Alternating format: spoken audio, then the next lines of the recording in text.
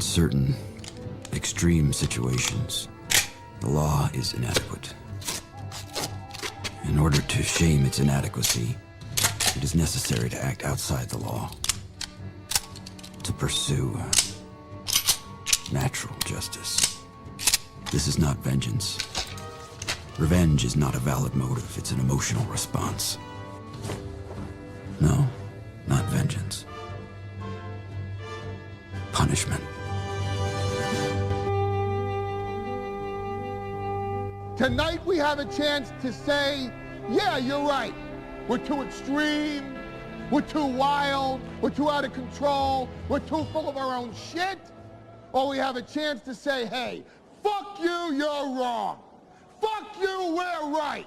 Because you have all made it to the dance. Because believe me, this is the dance. Start the show.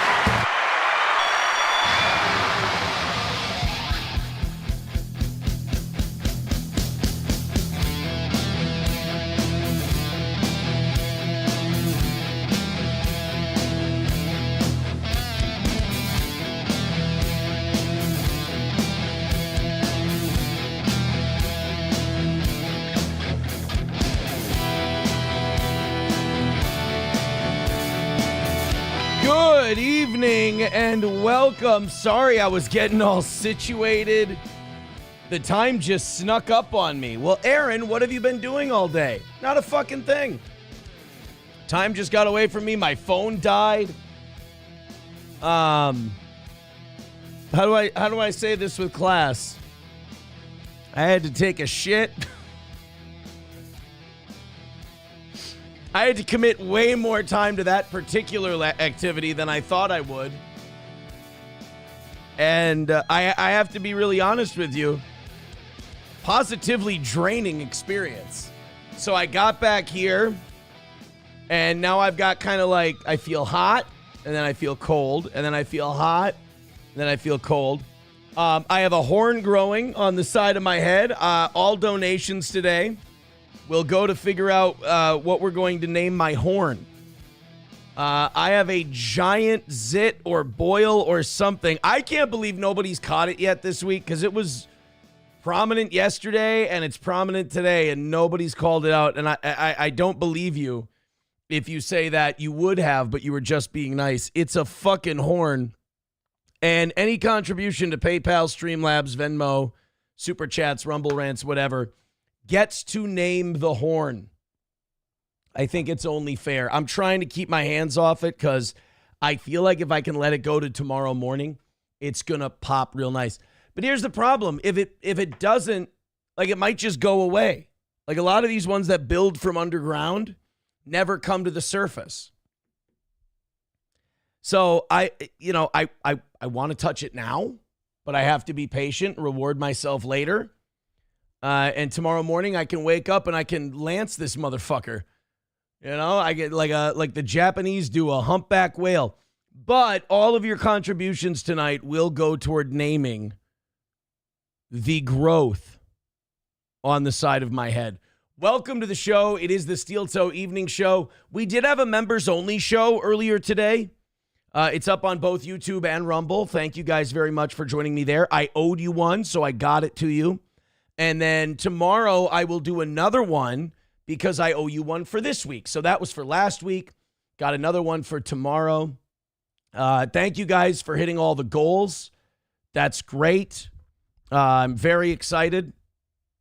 It's been the last 30 minutes of every show without exception. The first 4 hours have been great of every morning, of both morning shows. The last 30 minutes have been an experience of manic begging on my part. But you guys get it down to that very manageable last 60 or 70, and then you taunt me, so you taunt me. Last night, the evening show crowd, you guys, again, same thing. You did great. Right up at the end, you made me really squirm for that last, 40 or 50. Tonight, let's just bang it out and call it. We're already starting ahead. 180 is our number for tonight. Here's my goal within a goal. Let's not ever have a 3 or a 2 on an evening or morning show goal again. Like today we went over. So in the morning. So we're going to start like 10 or 15 bucks ahead. We're going to start in the twos. That's gravy. That's awesome. If we keep going over in the evenings like we usually do, just $5, we'll start in the ones. I think that's incredibly manageable for the toe. Start in the twos in the morning, start in the ones in the evening. That's what we're going to do from now on. And the added bonus is we name this fucking growth on my head. Vadam starting us off today. Yeah, no, Angelica's doll, you're absolutely right. Says, how does an adult's phone die? I never get it. Plug your shit in and stay off it. I usually plug it in during the show. My charger's sitting right here, so it never dies. I didn't plug it in this morning, so I apologize. You're right, Angelica's doll. You are coarse, but you are correct. I should have never let it happen. It's on me, and I apologize. I also know better than to turn on Amazon Music when I'm at 9%. Rookie mistake. Rusty Grammer says, it's over. It's finished. Just like the show. R.I.P. Steel Toe. I hope that's not the case. Angelica's doll says, we've been talking about your boil for over a day now. I've seen nobody talking about my boil. Nobody on the show has been talking about it. It's been right here. It's a horn growing on my head, and nobody's discussed it. And quite frankly, like in an odd way, my feelings are hurt over the whole ordeal. So thanks. Vadam with $5 says, Aaron loves Wells Fargo Bank. Never been a member. After all, Aaron is a greedy Jew. Yes, Aaron has the new COVID-19, this razor blade sore throat. I don't understand why is Vadam calling me a Jew today? I don't get it. Oh no, Bapa Shab says you have horns. Are you Jewish? Taste Fairy Ialto says you're growing Jew horns from all the begging. Oh no! The side effect of the begging is that I'm growing a Jew horn. That's according to the audience, and when are they ever wrong? Oh no. Wally World with $5 says, what's the goal to lance your boil on air? $200.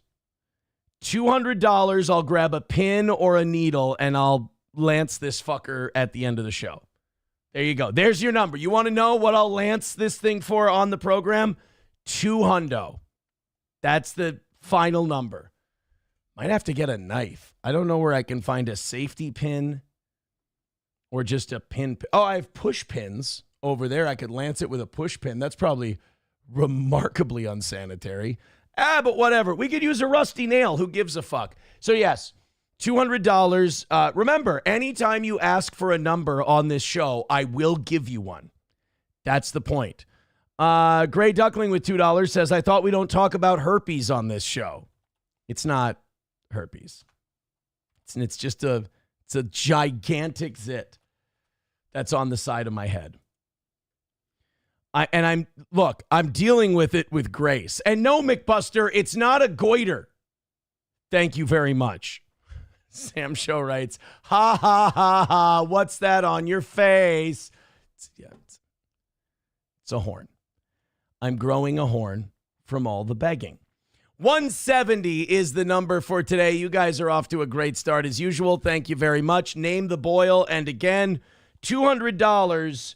We will lance it on the show. And remember, $250 from you in a week makes you a VIP. You get all of our merch, free entry to all of our live events.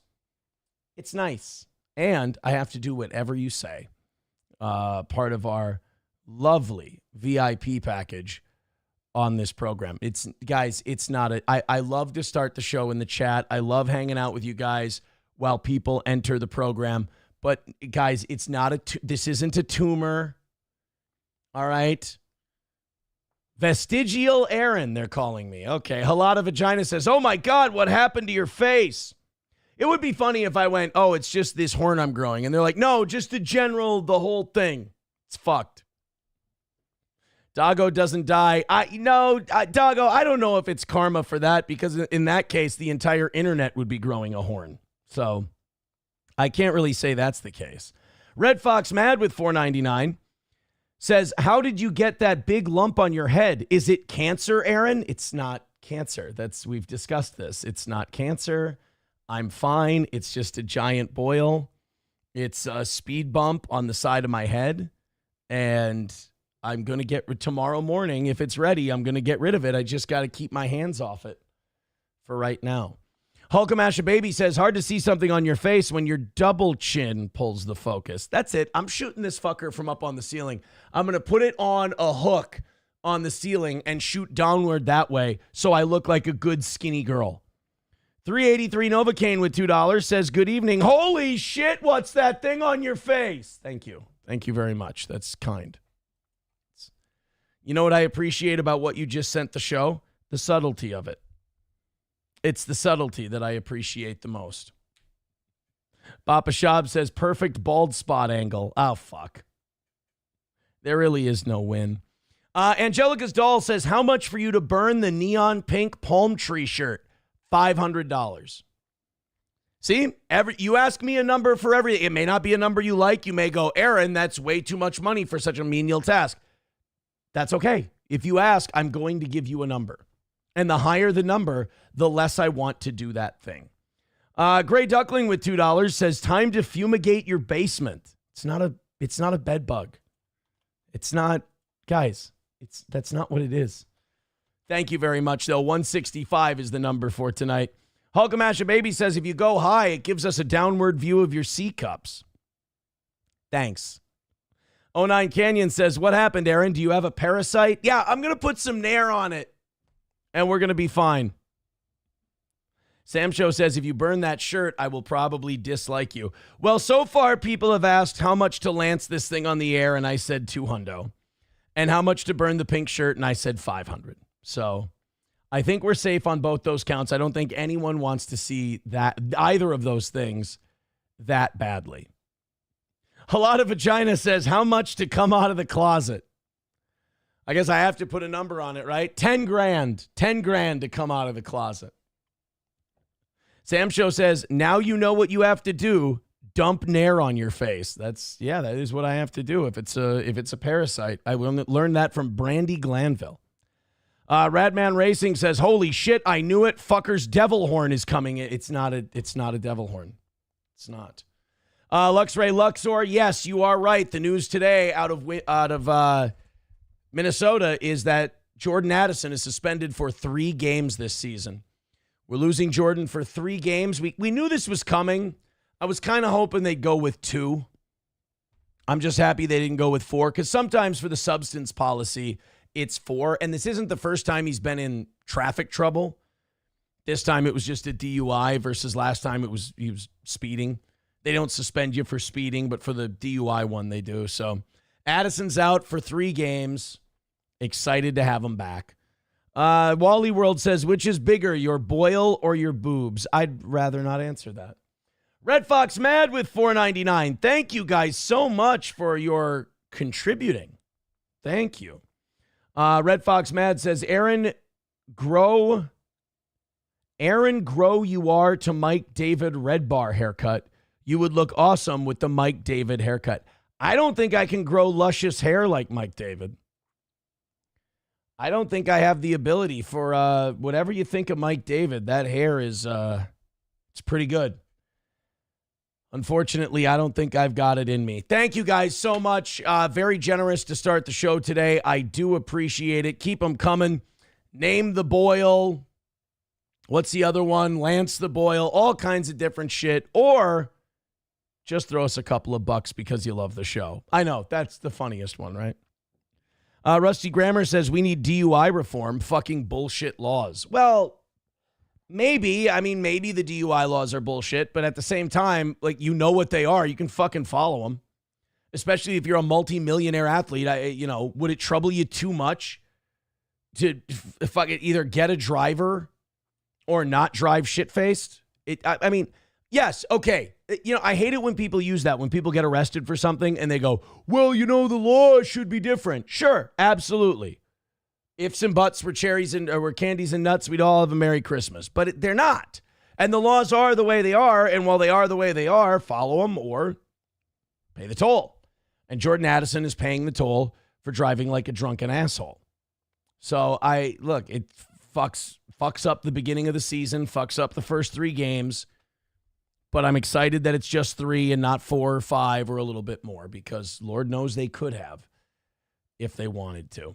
All right, let's get into it tonight. We start with a sad story, but it provides some closure. We officially have the cause of death for Ozzy, and it turns out it is a heart attack.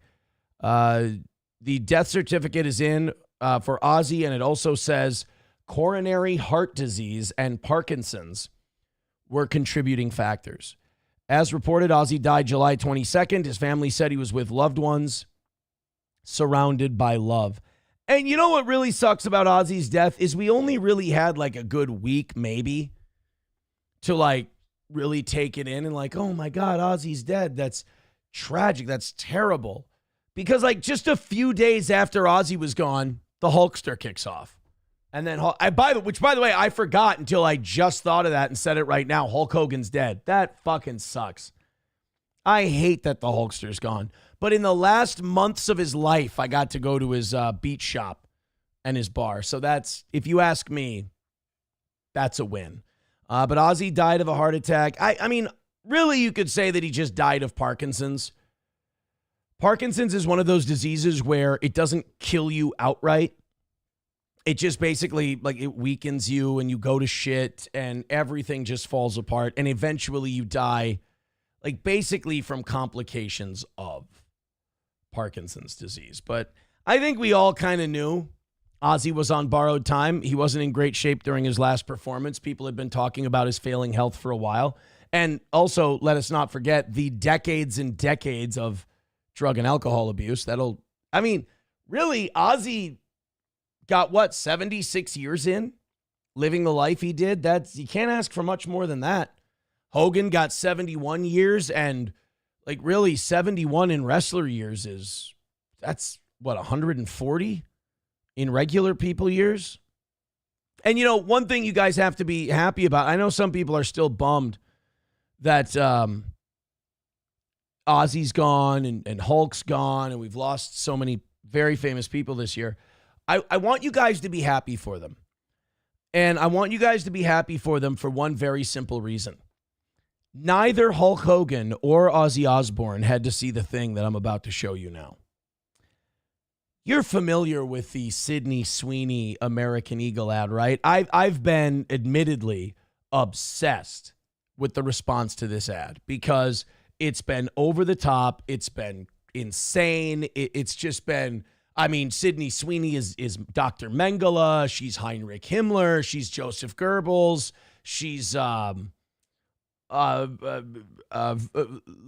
Riefenstahl. I mean, she's every Nazi propaganda figure you could possibly think of because she put on some denim, showed off her titty meat, and said, and the announcer said, Sydney Sweeney has great genes. Wow. Because, you know, white people can't be proud.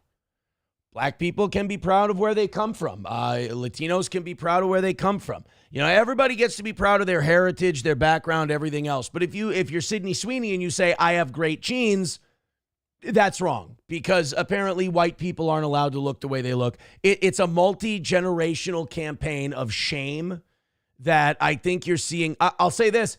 I'm glad that it hasn't taken root in most Americans because overwhelmingly most people have responded either favorably to the ad or go, leave me alone, I got shit to do. And I like either one of those answers. It's a very small minority that sees this as a problem, that sees it as white supremacist, that sees it as Nazis and Third Reich shit. That's very encouraging. However, those people are fun to watch and they are fun to laugh at. What's not fun is when Lizzo decides to make a parody of the Sydney Sweeney ad. And boys and girls, Lizzo decided to make a parody of the Sydney Sweeney ad.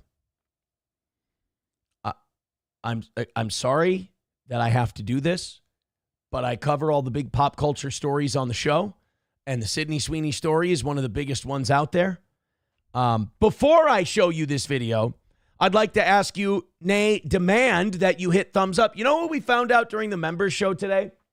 There's a guy with like 100,000 subscribers, and he does about the same amount of views on his live streams that we do. I mean, we do more when you take into effect Rumble, Twitter, Facebook, Kick, all that stuff. But like on YouTube, we do very similar numbers.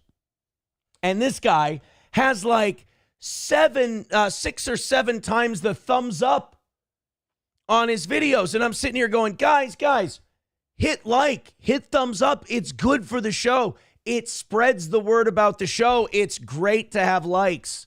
So hit thumbs up. Crank it. This guy embarrassed me today when I saw how many likes he had on his videos with very similar counts to the toes. So throw a like, whether you're on Rumble or on YouTube or on Twitter, hit the heart. Help out a little bit. Now, I ask you to do that before I show you the Lizzo answer to the Sydney Sweeney American Eagle ad.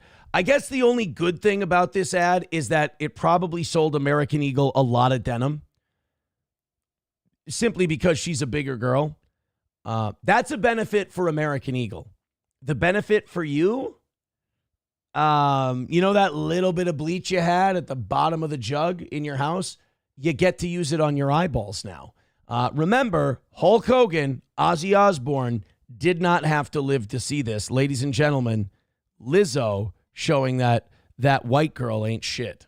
Oh, give me some space. It's way too hot up in here. I'm sweating out of my lace. Don't need no bottle service. We pulled up with our drinks. Trunk full of that Ace. Trunk full of that Henny. If we ain't got no Waffle House, we pulling up to the I'ma give him a grand slam. He pulling off of the panties. The way he hit from the back, I might give him one. I don't want to hear about you being hit from the back. I'd rather hear about Japanese fishermen hunting endangered whales, which I guess is not that much different, but still. Grannies did this for the culture. That left, right, and that bend it over. Got scissor and doja. I ate that, now let's do it over. Bitch, what did I told you? I'm going into October. Niggas acting like the fun is over. Niggas acting like summer's over. You know what I'm going to say? I think all that ad does is confirm that we were all right about the Sydney Sweeney ad.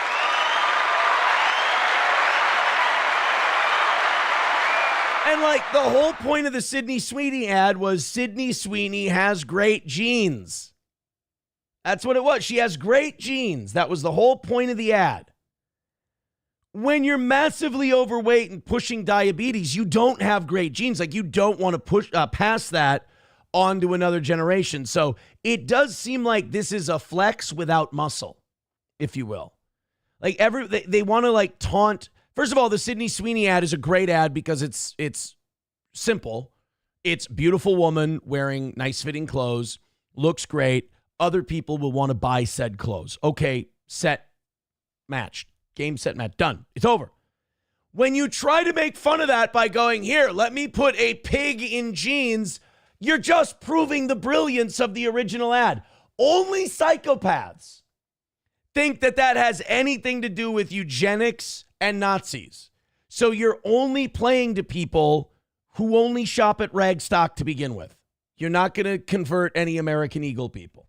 Also, may I say, I also think that this is Lizzo trying to keep one foot in with the fat crowd because remember, she's been losing weight. She's been on the Ozempic train. And I think when she does that, she tried to lose weight once before. And when she did, her audience turned on her. You know, they were like, how could you? You were fat acceptance. You were telling us that we could be beautiful at any size. And then Lizzo's like, yeah, but I was tired of making old man dad noises when I got out of cars. So I decided to make a change to make myself healthier. And all these people on social media, they guilt her out of it. They try to tell her, no, that's terrible. How could you do that? You've betrayed us. Imagine that. Betrayed us. Because she wanted to get thinner. Like being fat is like being in the pipe fitters union. So I think she's doing this ad to go, see guys, I'm still fat. See, I'm still beautiful at any size. I'm still part of the fat acceptance movement while she chugs down Ozempic like Tic Tacs and continues to get smaller in front of our eyes. The Sydney Sweeney ad is fine. There's nothing wrong with it. Every second you waste trying to change it, alter it, or attack it, the more you just make yourself look stupid. So, in other words, knock yourself out, go for it. I can't wait to see the Lena Dunham version. It's going to be great. The Lena Dunham version of the Lizzo ad is going to be, perfection personified. Radman Racing with $1 says, hit the fucking like button. Don't that fat pig. I think you meant something else by that, but that was close. Small Town MN Gal says, but to be fair, Aaron, she looks damn good compared to how she used to. Absolutely. I'm not doubting that for a second. I'm not denying that for a second. I'm very happy for Lizzo. I think it's great that Lizzo has lost all that weight and looks so much better. I'm just saying, like, what's the point you're trying to prove about the sit? I think if you're doing anything, you're proving the original ad's point.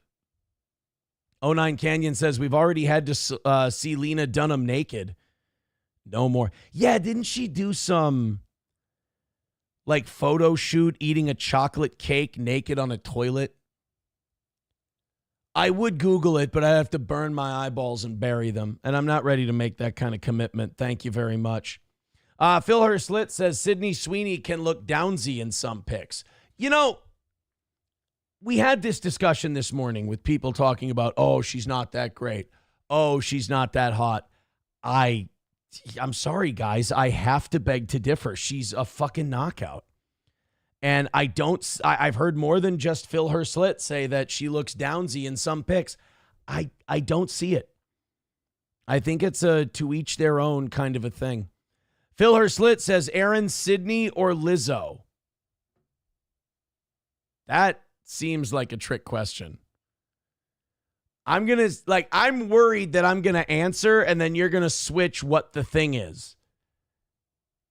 So Sydney Sweeney or Lizzo, I'm going to say Sydney Sweeney would be the one I'm going for. But I see what I'm doing is now I'm waiting for the other foot to drop. And I want to see where he's going to take this. So, honestly, I'd take Sidney Poitier over Lizzo. And that's in his current condition. So, there's really any Sydney in history over Lizzo, quite frankly. I can't think of a Sydney that I wouldn't have sex with before I mount Lizzo. McBuster says Lizzo Beth Hurley. I'm not spinning it. I'm not even taking the risk. You can't go wrong with Sydney Sweeney. It's fine.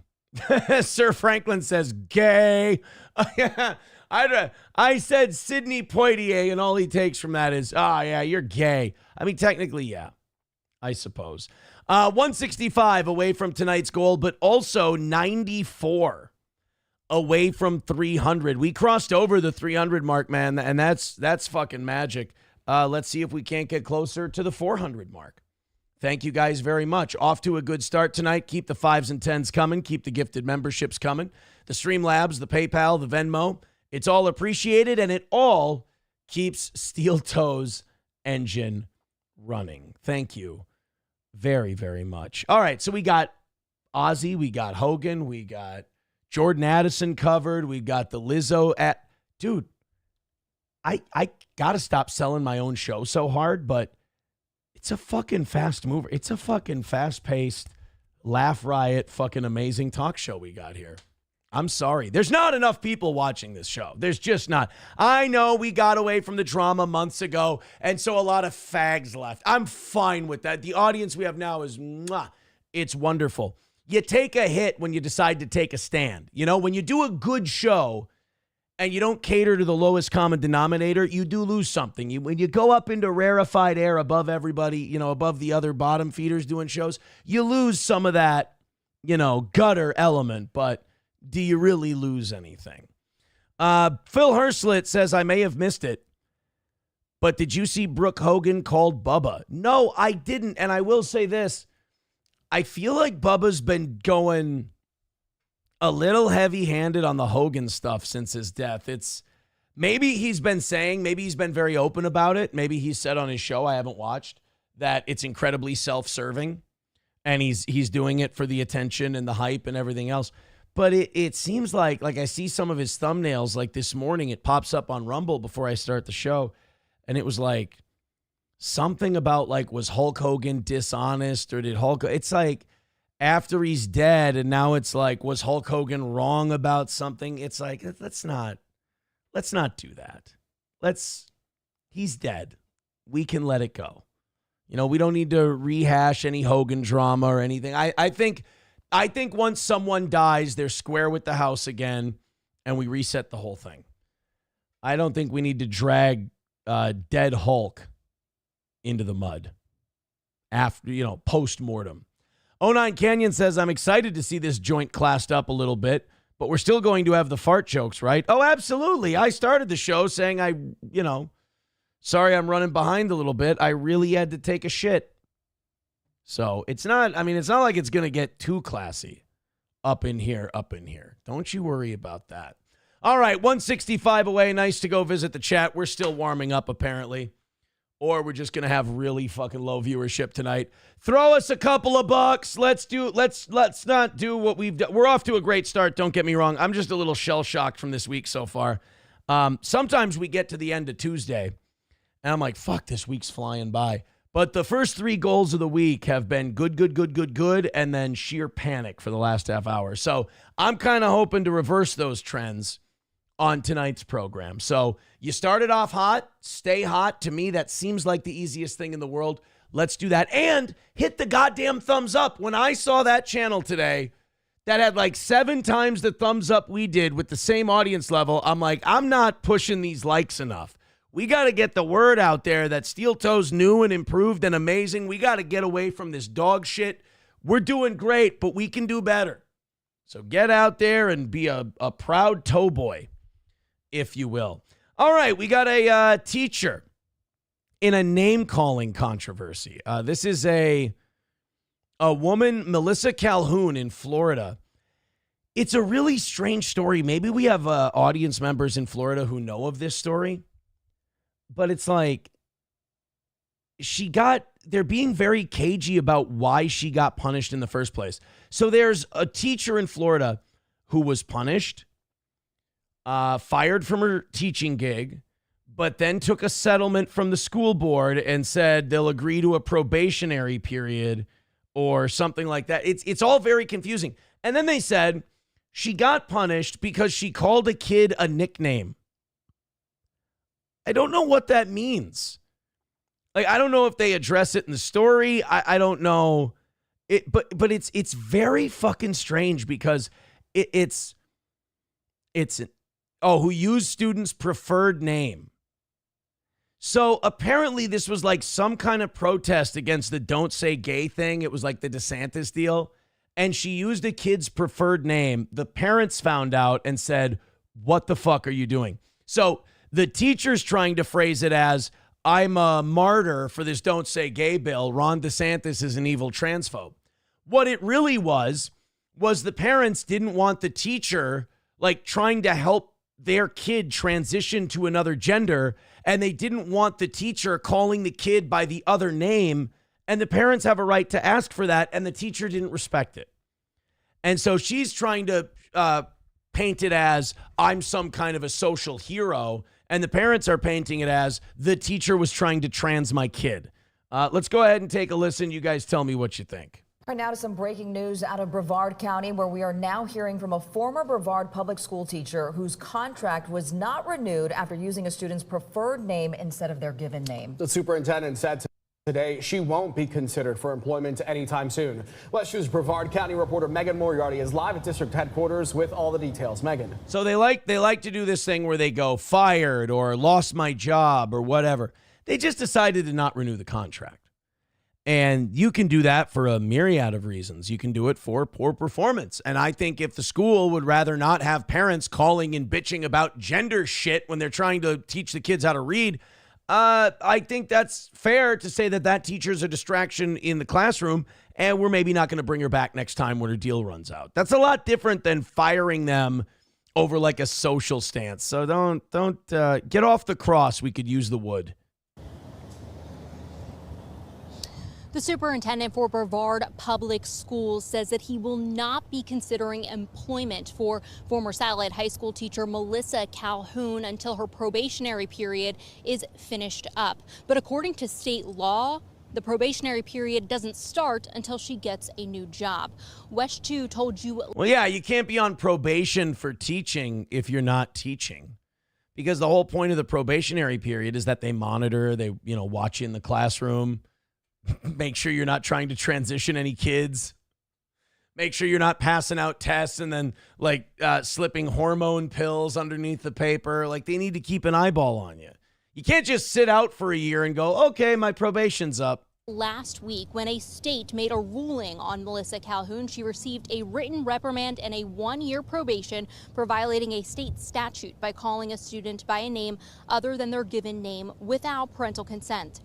See, and that's just it, because the reason they made this rule is because the state of Florida doesn't want parents calling them up and bitching to them about a teacher trying to get their kid to transition, especially when that teacher is not medically qualified to diagnose that child. They can't. I mean, a lot of these teachers come from a brainwashed university system where they say, oh, you just are whatever gender you feel you are. And it's like, well, no, that's not how it works, especially with children. There's psychological testing that should be involved, and these teachers are not qualified to do that psychological testing. You are not qualified to determine that about that kid, so you shouldn't be tilting the tables one way or the other. And let me also say that if you're a teacher and your focus is on breaking those rules to steer a student in one direction or the other, then I think you're in teaching for the wrong reasons. And that's another red flag. Earlier this year, Calhoun's contract was not renewed by the district. After the state's decision, Calhoun applied for a job with the district again last week. That's kind of stupid.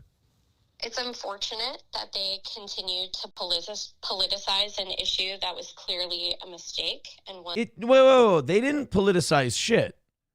You broke the rule.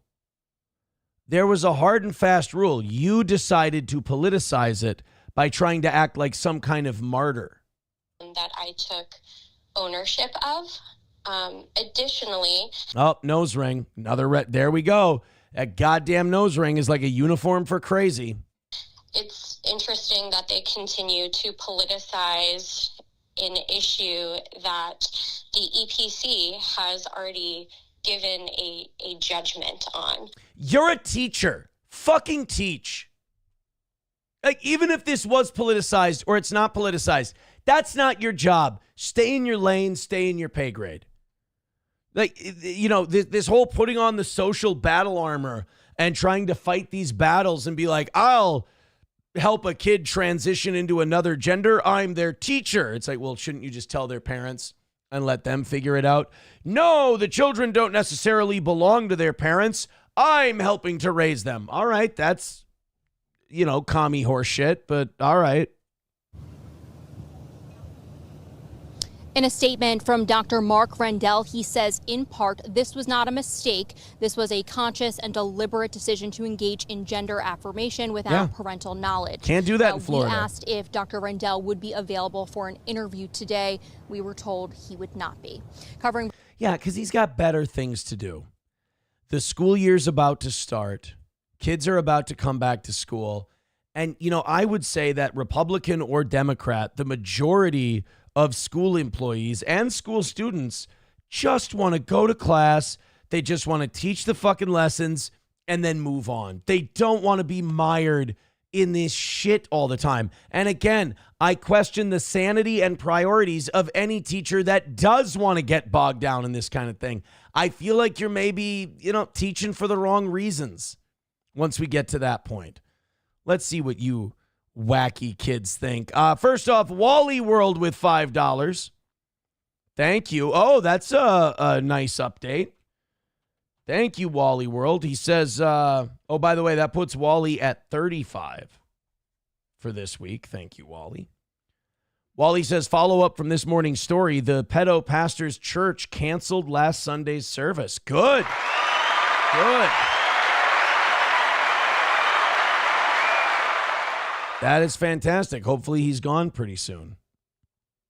I don't know if there's anything that the police can do. I guess unless they send the police the chat logs, and I guess that could be solicitation of a minor. I don't know what a grinder chat would be. I'm not sure. But thank you, Wally World, for the $5. 160 away from tonight. Thank you very much. Oh, boy, we got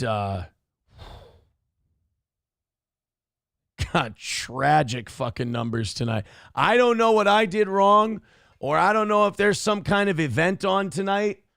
But, oh, boy, this is a flop, sweaty steel toe. I'm just going to do a great show and just not look at those numbers because they are bad, bad, bad. Our lowest in a long time for tonight's evening show. So hit like, hit subscribe, hit follow. More importantly, hit the goal. That's going to be important. We're going to need all hands on deck tonight because it's going to be a little audience.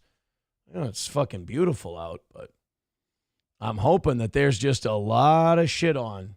I'm hoping that it's just one of those nights where, like, you're going up against the Super Bowl. You know what I mean? Oh, Sir Franklin, we do a more pro show than anybody else. Please, what do you want us to do? Talk about girl drama all day, you fucking panty-wearing homo? Go ahead and hit like, hit subscribe, hit follow.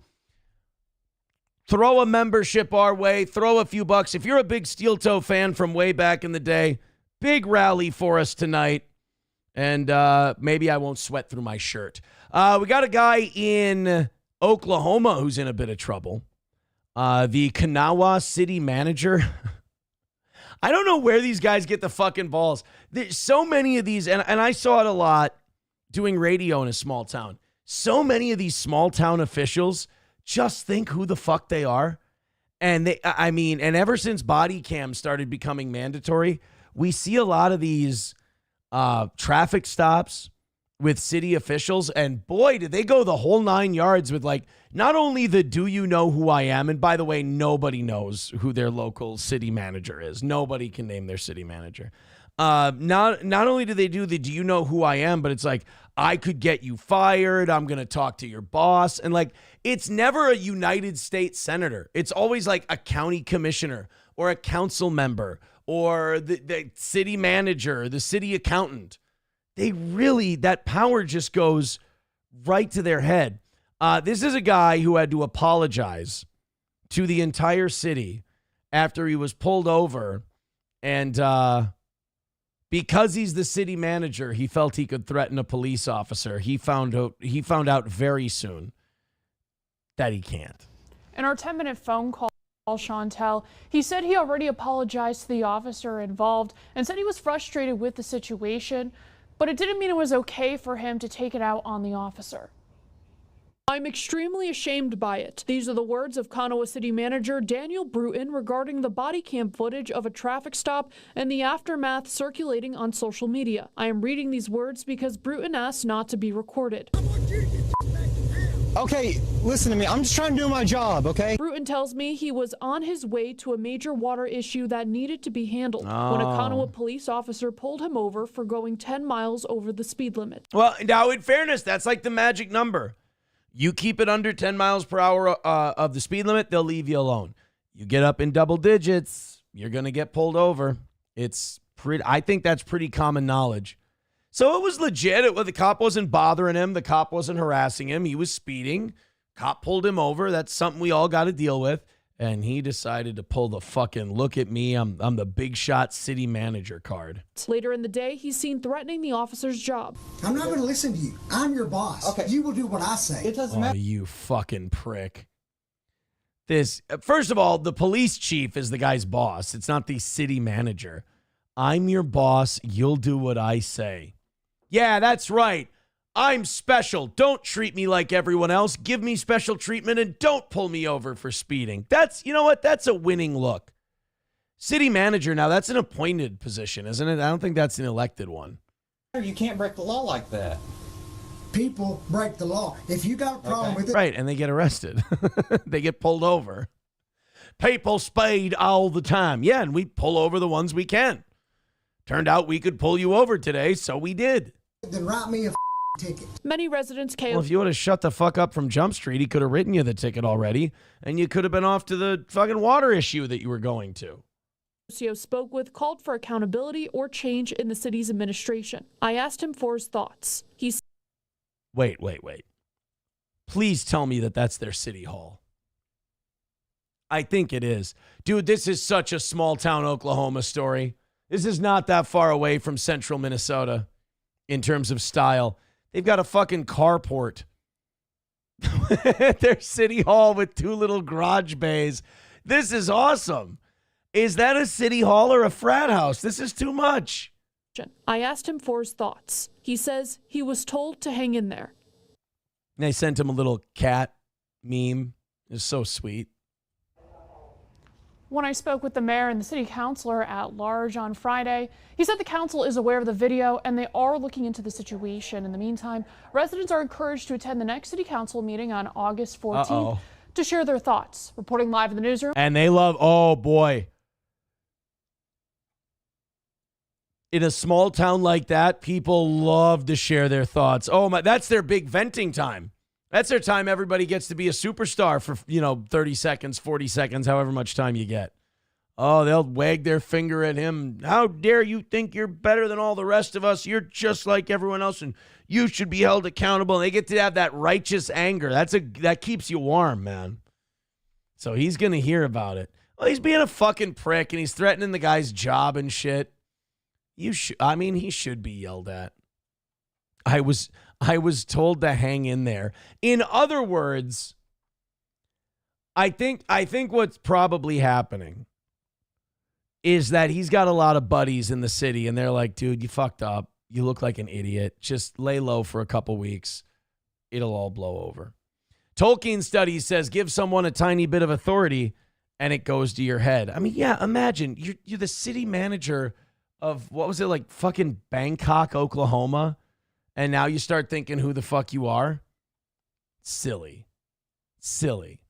Trampling at the Zoo says everyone is watching Gino. He's doing big numbers for Johnny. Oh,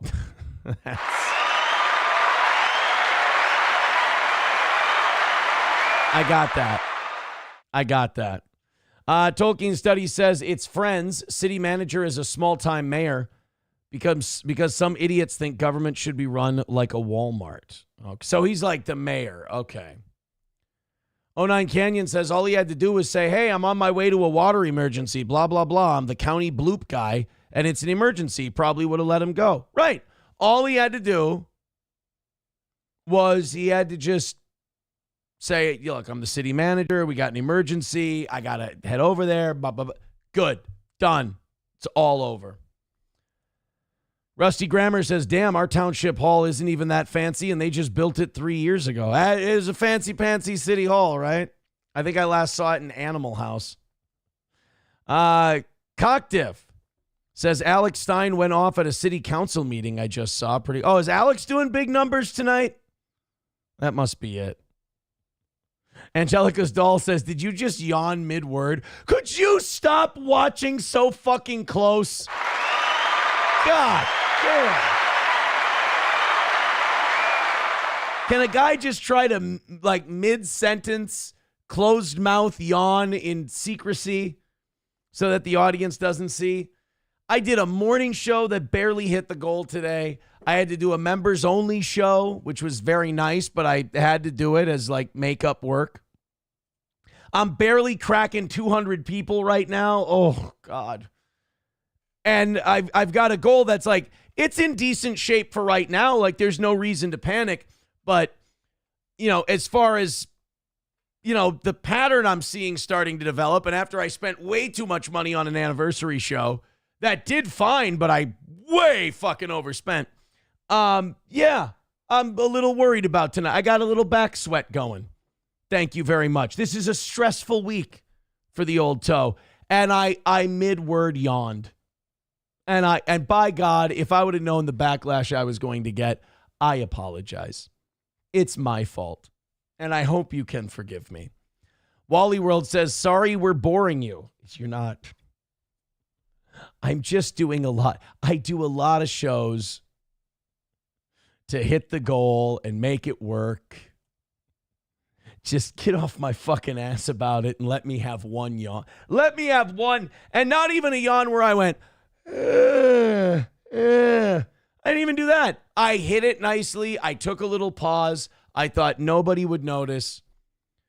But Angelica's doll just can't keep her fucking eyes off me. It's really been the curse of my entire life is just these gals. They got like lasers. They're watching you. Can't help it. Well, our chat is non-fucking existent tonight, so I'm going to choose not to be depressed and just continue on. Oh, shit, we are up against Alex Jones, Alex Stein. Oh, boy, there's a lot of stuff on tonight. Oh, shit, I'm going to choose to say that's what's up. 160 away from tonight's goal. Hey, look, if we can't get a big crowd, let's get a high-value crowd. Let's get that goal under 150 by the top of the hour. Yikes. Help out Streamlabs, PayPal, Venmo, Super Chats, and Rumble Rants for the hardest working man in podcasting. Thank you very much. Hey, this is our second teacher story that we have today. Our second teacher story comes from TikTok. And you know what I love about teachers on TikTok is they're always just remarkably reasonable people. The teachers on TikTok are smart, level-headed, non-propagandist, even-handed. I'm kidding. They're all liberal wackaloons. And we have another one who, and you know, this is the thing I don't get about TikTok. I was thinking about TikTok the other day. And I was thinking, what inspires someone to make these quick little TikToks that they make? Because I don't know what the reason was. You ever hear someone talk about something and it's apropos of nothing, and kind of halfway through their diatribe you go, oh, this person, you know what this is? Somebody said something to this person recently and it really bothered them, and now they can't vent at that person, so they're venting about the situation to you. So someone must have said something about the Incan Empire to this teacher. Now, I don't know what kind of dinner conversations you guys have. The Incan Empire does not come up very often in my conversations, but with this teacher it did, so much so that she felt compelled to make a TikTok about it. Her channel is called Too Pool for School. I'm guessing her name is Mrs. Pool. So she's Too Pool for School. Love it. I just don't go changing just to please me. So here she is. She looks like a blast. She looks like a great time. She looks like the kind of teacher, you know, that you can really talk to and relate to. She seems great. She's talking about the Incan Empire and the child sacrifices they had. So someone somewhere must have mentioned child sacrifices in the Incan Empire. Now, if you think that child sacrifices back in those days was a bad thing, if you think that sacrificing children as part of your cultural customs is weird and bad, guess what? You are a white colonial oppressor, and it's all your fault. Don't take my word for it. Take the learned educator of young minds. I will die on this hill. I'm specifically talking about the Inca here. We're not talking about the Meshiga. That's a whole separate type of... I mean, let's talk about the Meshiga, am I right? Yeah, in my family, we always say, you're Meshuga if you talk about Meshiga. I mean, let's stick to the Incan, because like, if we bring the Meshiga into it, we're going to be here all fucking day. Who are the Meshiga? Do you guys know? I know the Incans. I know the Aztecs. I know the Mayans. I don't know who the Meshiga are. Who gives a fuck? They must have lost. Sacrifice. If we're just looking at Tawantinsuyu, the Quechua people of the Incan Empire, they practiced sacrifices like most other civilizations throughout history did. Yeah, Dick. They all killed children to see if the crops could grow and the rain would come. So everybody just relax. I mean, does she not understand that we can kind of... if you give us all day, we can criticize every single one of those cultures for sacrificing children if you'd like. In times of crisis, so famine, natural disasters. But the unique thing about the Quechua is that... Let me say this. I think maybe the Incans are more advanced than the rest of us. Because in Incan culture, there had to be a crop failure, a famine, something like some kind of really bad biblical issue for them to kill a kid. In America in 2025... we just kill a kid because we want to keep partying and we don't want our 20s to end yet. So, in a way, the Incan were more civilized than we are. The Incan were like, we don't understand crops. We don't understand gardening. We don't understand agriculture, any of that. We just know that it's not raining, our crops aren't growing, and we're all starving to death. Maybe if we, bleed out a kid on a pyramid, maybe the gods will see that as a welcome sacrifice and we'll be able to eat. Okay. In America in 2025, we know all this shit.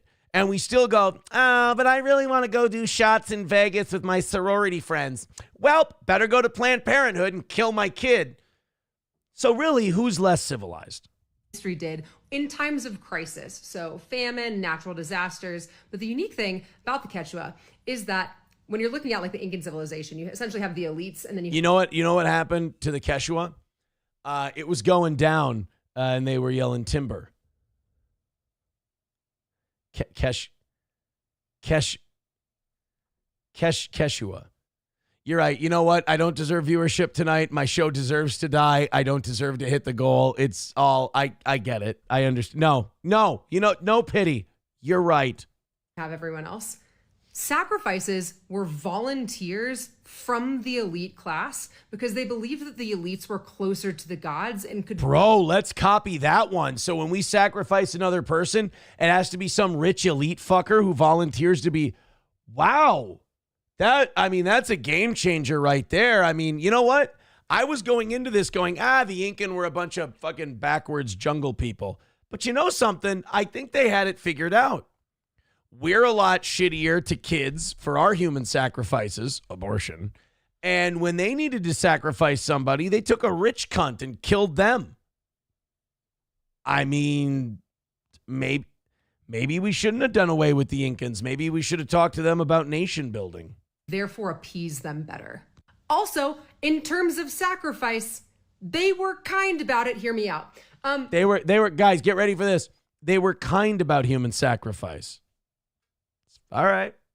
You got 141 and a third % chance of dying on the pyramid at sacrifice. Because Kurt Angle's poor and he knows he ain't going to get picked. So your chances drastic go down. How about that? How about that was like an insult back in the Incan days? Like, you're too poor and smelly to be murdered for the gods. Ha, loser. You have to stay alive and get malaria. Because unlike the Mexica, when you're like ripping out a still beating heart out of someone's chest, the Inca graphic would intentionally use coca leaves and would use chicha and would drug up the sacrifice and then leave them on a mountain, a cold, chilly mountain, to be exposed to the elements. That's humane. That sounds fucking terrible.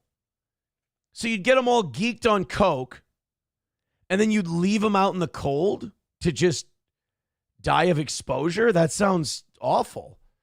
It really sounds like you were filming like season 1 of Naked and Afraid.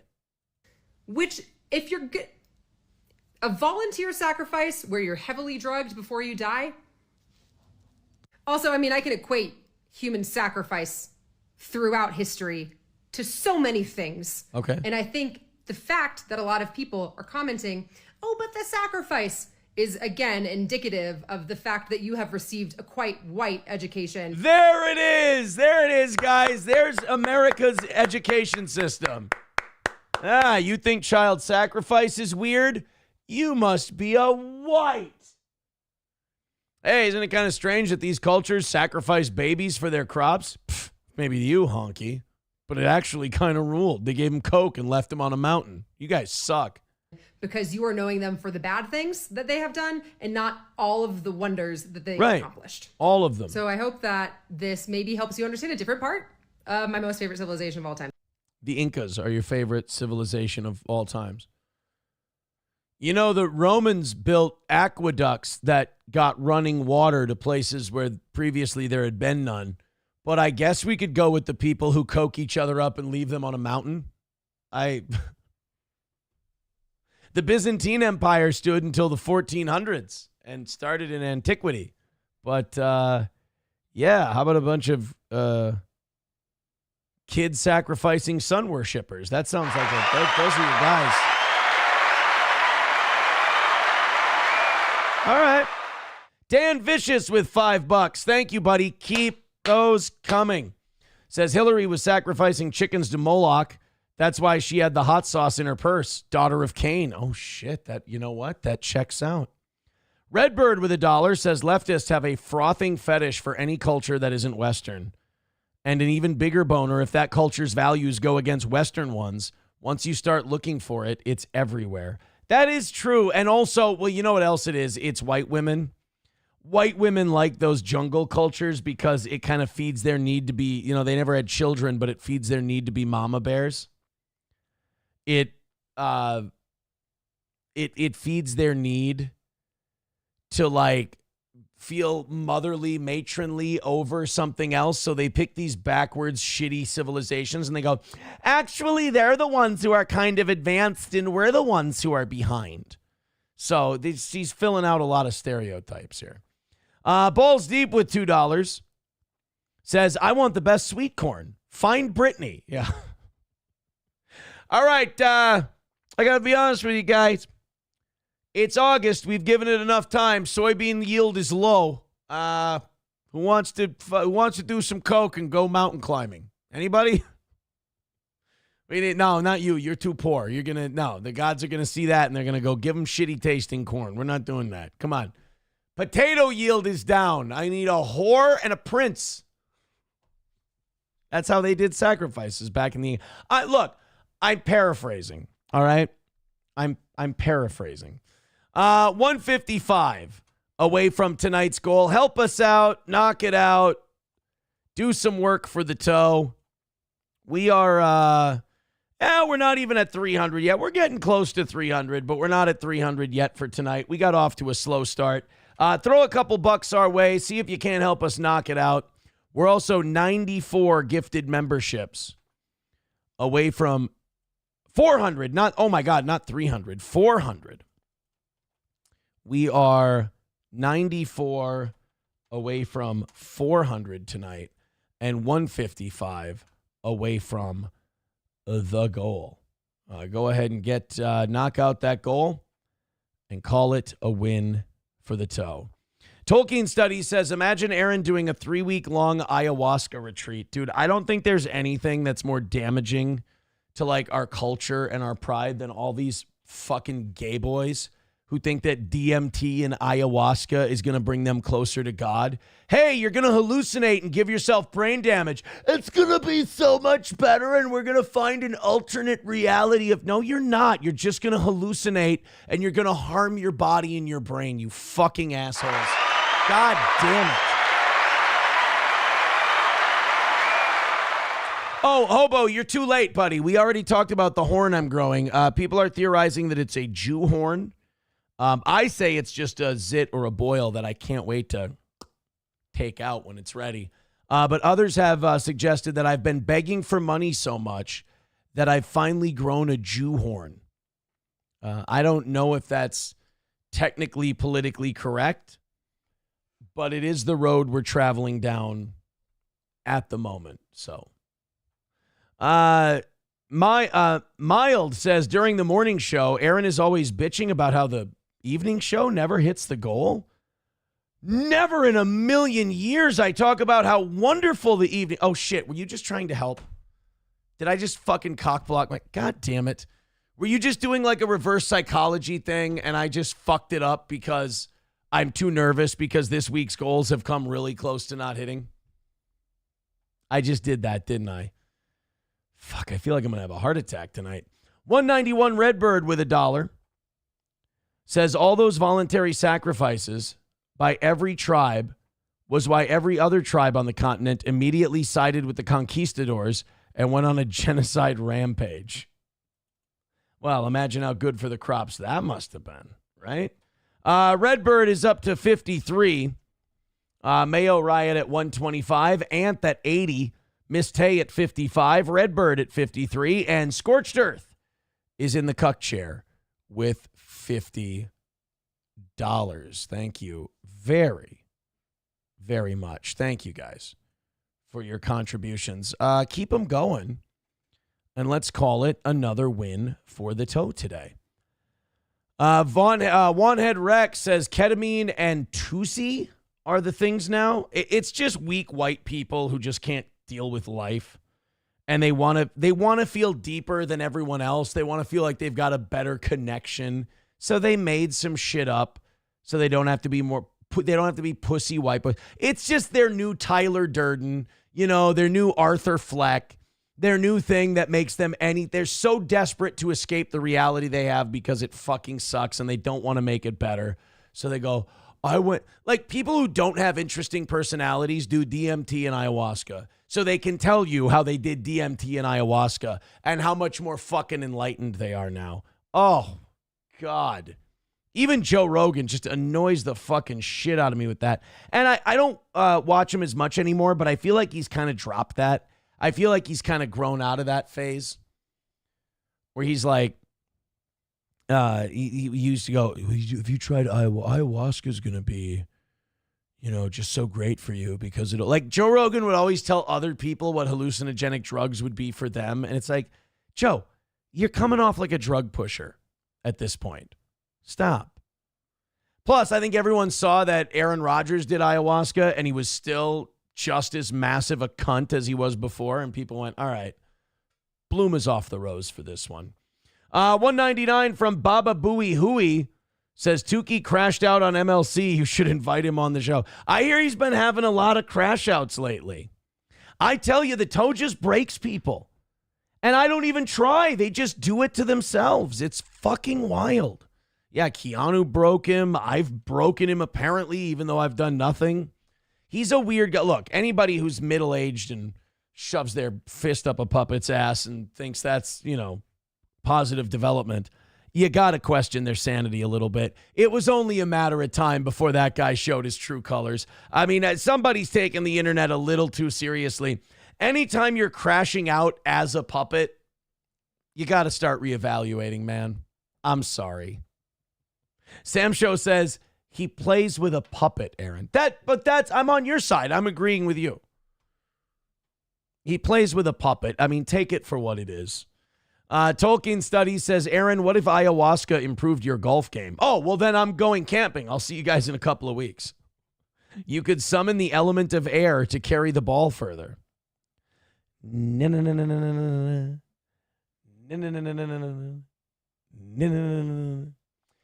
Baba Booey Hooey, of course not. They need me so much more than I need them, and I think that's been proven.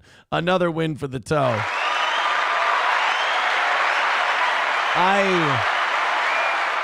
It's too bad to hear about it. It really is. But I told you guys, I warned you. All of you guys who come back to me and go, oh, this happened. I told you that shit was going to happen. I can see these things. I know some people I know better than they know themselves, especially internet people. They're not very difficult to figure out. There's a lot of, they wear their unresolved life traumas on their sleeve. And communicating through a puppet is a big red flag. Carl also letting Keanu know that he's very sensitive about Kevin Brennan talking about his clubfoot. A fucking bum. Jesus.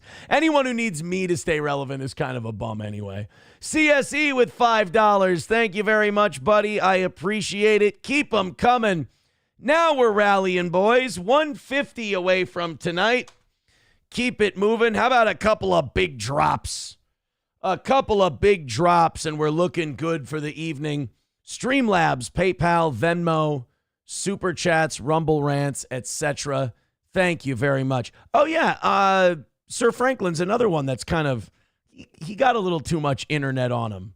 And now he gets a little creepy from time to time. But I think I keep him in check pretty good. I think I got Sir Franklin, kind of tethered back down to earth. He'll tell you. And by the way, I'm just fucking with you guys. Bobby Joe Brown becoming a Baby Boot member. Thank you, Bobby Joe. Thank you so much. Thank you. 150 away from today's goal. Streamlabs, PayPal, Venmo, Super Chats, and Rumble Rants. Thank you so much. Keep it going. Happy so far? Let's keep on this little run we're on, and I think we should be all right. Right around 300 people checking out the show tonight. Hit the thumbs up, hit like, hit subscribe, hit follow. And I mean that. That's not just a gimmick. Right now, hit like, and while you're hitting like, give us $100. Remember, VIPs, $250 a week. You throw us $250 in 1 week, not per week. We give you all our merch. You get free tickets for life to all of our live events and a free item of merch every year. We've been filling those orders, by the way. Thank you guys very much for making them, getting the VIPs their stuff out. Of course, we have our shop on streamlabs.com/merch. streamlabs.com/steeltoeshow/merch. You can get it there. A little more civil war in the House of Trump. Who the fuck? Like, there's a lot of things I've been questioning about Trump lately, but why he associates with this chick, I'll never know. Like, why would anyone associate with Laura Loomer? What can she do for you? What's her hook? What's her angle? Who watches Laura Loomer and goes, oh, she's good? Laura Loomer's a problem. Laura Loomer's another walking red flag. She's nuts. She's nuts. She's crazy. She eats dog food. She makes up shit. She's like, oh, yeah, liberals come by my car and put nails in my tires. And then she shows it, and it's like, bitch, that happens to your tires. You drive down the road. Sometimes you pick up a nail. It happens. You got to take it in. You got to get the nail removed. They can patch up the tire. If it's too close to the wall, you got to have a new tire put on. Fucking sucks. But she is a drama a minute. She is a conspiracy a minute. And now Laura Loomer is going after Tucker Carlson. And apparently this is like actually got people divided. It's not like, oh, the crazy Jewish lady is going up against Tucker. Well, clearly Tucker's the person that we want to side behind. He's rational. He's not insane. But it's actually like a split. Like, apparently Laura Loomer has more of Trump's ear than Tucker Carlson does. In fact, President Trump applauded Laura Loomer over the weekend. Donald Trump shouldn't know who Laura Loomer is. When asked about her influence in his administration, following her victory lap over several recent firings in his administration. Really? What's Laura Loomer's advice on the Epstein list? Wait, don't tell me. She thinks we should move on from it. Oh, no, don't worry. Just a hunch. Just a hunch. She's very nice, Trump told reporters on Sunday when asked about Loomer. I mean, I know she's known as a radical right, but I think Laura Loomer's a nice person. I've known her for a long time, Trump continued, saying, I think she's a patriot, and she gets excited because of the fact that she's a patriot, okay? And she doesn't like things She doesn't like things going on that she thinks are bad for the country. I like her. Ugh. He likes Laura Loomer. I tell you what, man. You know how you'll have a video game where there's two characters, but there's two different versions of the character? Like there's, maybe like if you're playing a boxing game, there's middleweight Roy Jones Jr. and light heavyweight Roy Jones Jr. Well, there's like, if this were a political game, there would be term 1 Trump and term 2 Trump. I ain't feeling term 2 Trump the way I was feeling term 1 Trump. Ain't nobody going to release a bioweapon from a Chinese bio facility because of term 2 Trump. They did because of term 1 Trump, but not because of term 2 Trump. He doesn't need that treatment. But I mean, not releasing the Epstein list, bending over for Israel at every stop, and now thinking that Laura Loomer is a good look for him. Jesus. Is that it, Trump? Did Netanyahu tell you to adopt the stray known as Laura Loomer? Loomer became a well-known figure in MAGA for punching anti-Muslim rhetoric. I think they mean pushing. I don't think she's punching, although she might. Pushing anti-Muslim rhetoric and far-right conspiracy theories, doubting everything from 9/11 to school shootings. I mean, look, in the last 5 years, you can't blame someone. If they would have taken the conspiracy side of every major story, they might have been right more than they've been wrong. Now, Loomer appointed herself as Trump's disloyalty protector. Ugh. And made it her personal mission to root out non-MAGA officials in the administration, including key personnel related to national security. And Trump fucking lets her. He lets Laura Loomer have access. Oh, God. Loomer has claimed at least 16 scalps so far. including former National Security Advisor Mike Waltz. Well, no, wait a minute. Wasn't Mike Waltz part of like the texting a reporter our bombing plans? That's a little different. National Security Agency directors Timothy Huff and Wendy Noble and Jen Easterly, the former head of the Cybersecurity and Infrastructure Agency. Loomer's purge has made national headlines and led to critics sounding the alarm, as national security positions have long been considered nonpartisan. God damn it. He really is letting Loomer have a run of the place. And for what? Like a loyalty czar? So Laura Loomer's our loyalty czar now? No. I don't want... Like, not being loyal to Laura Loomer, to me, would be one of your most endearing qualities. If AOC and I were having an argument on just about everything she believes and she went, oh, there's Laura Loomer, she's fucking insane, I'd go, I trust you 10 times more than I did a second ago.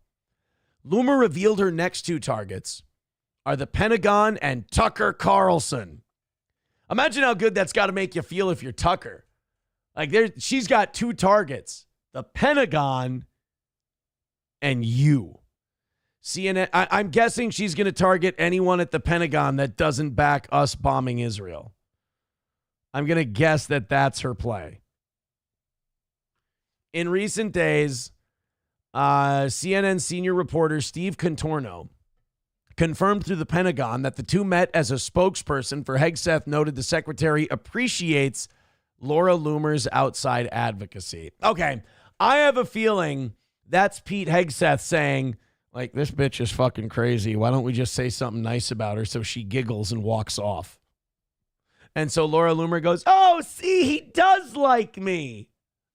Pete Hegseth is like, is she gone? Good, that fucking crazy bitch.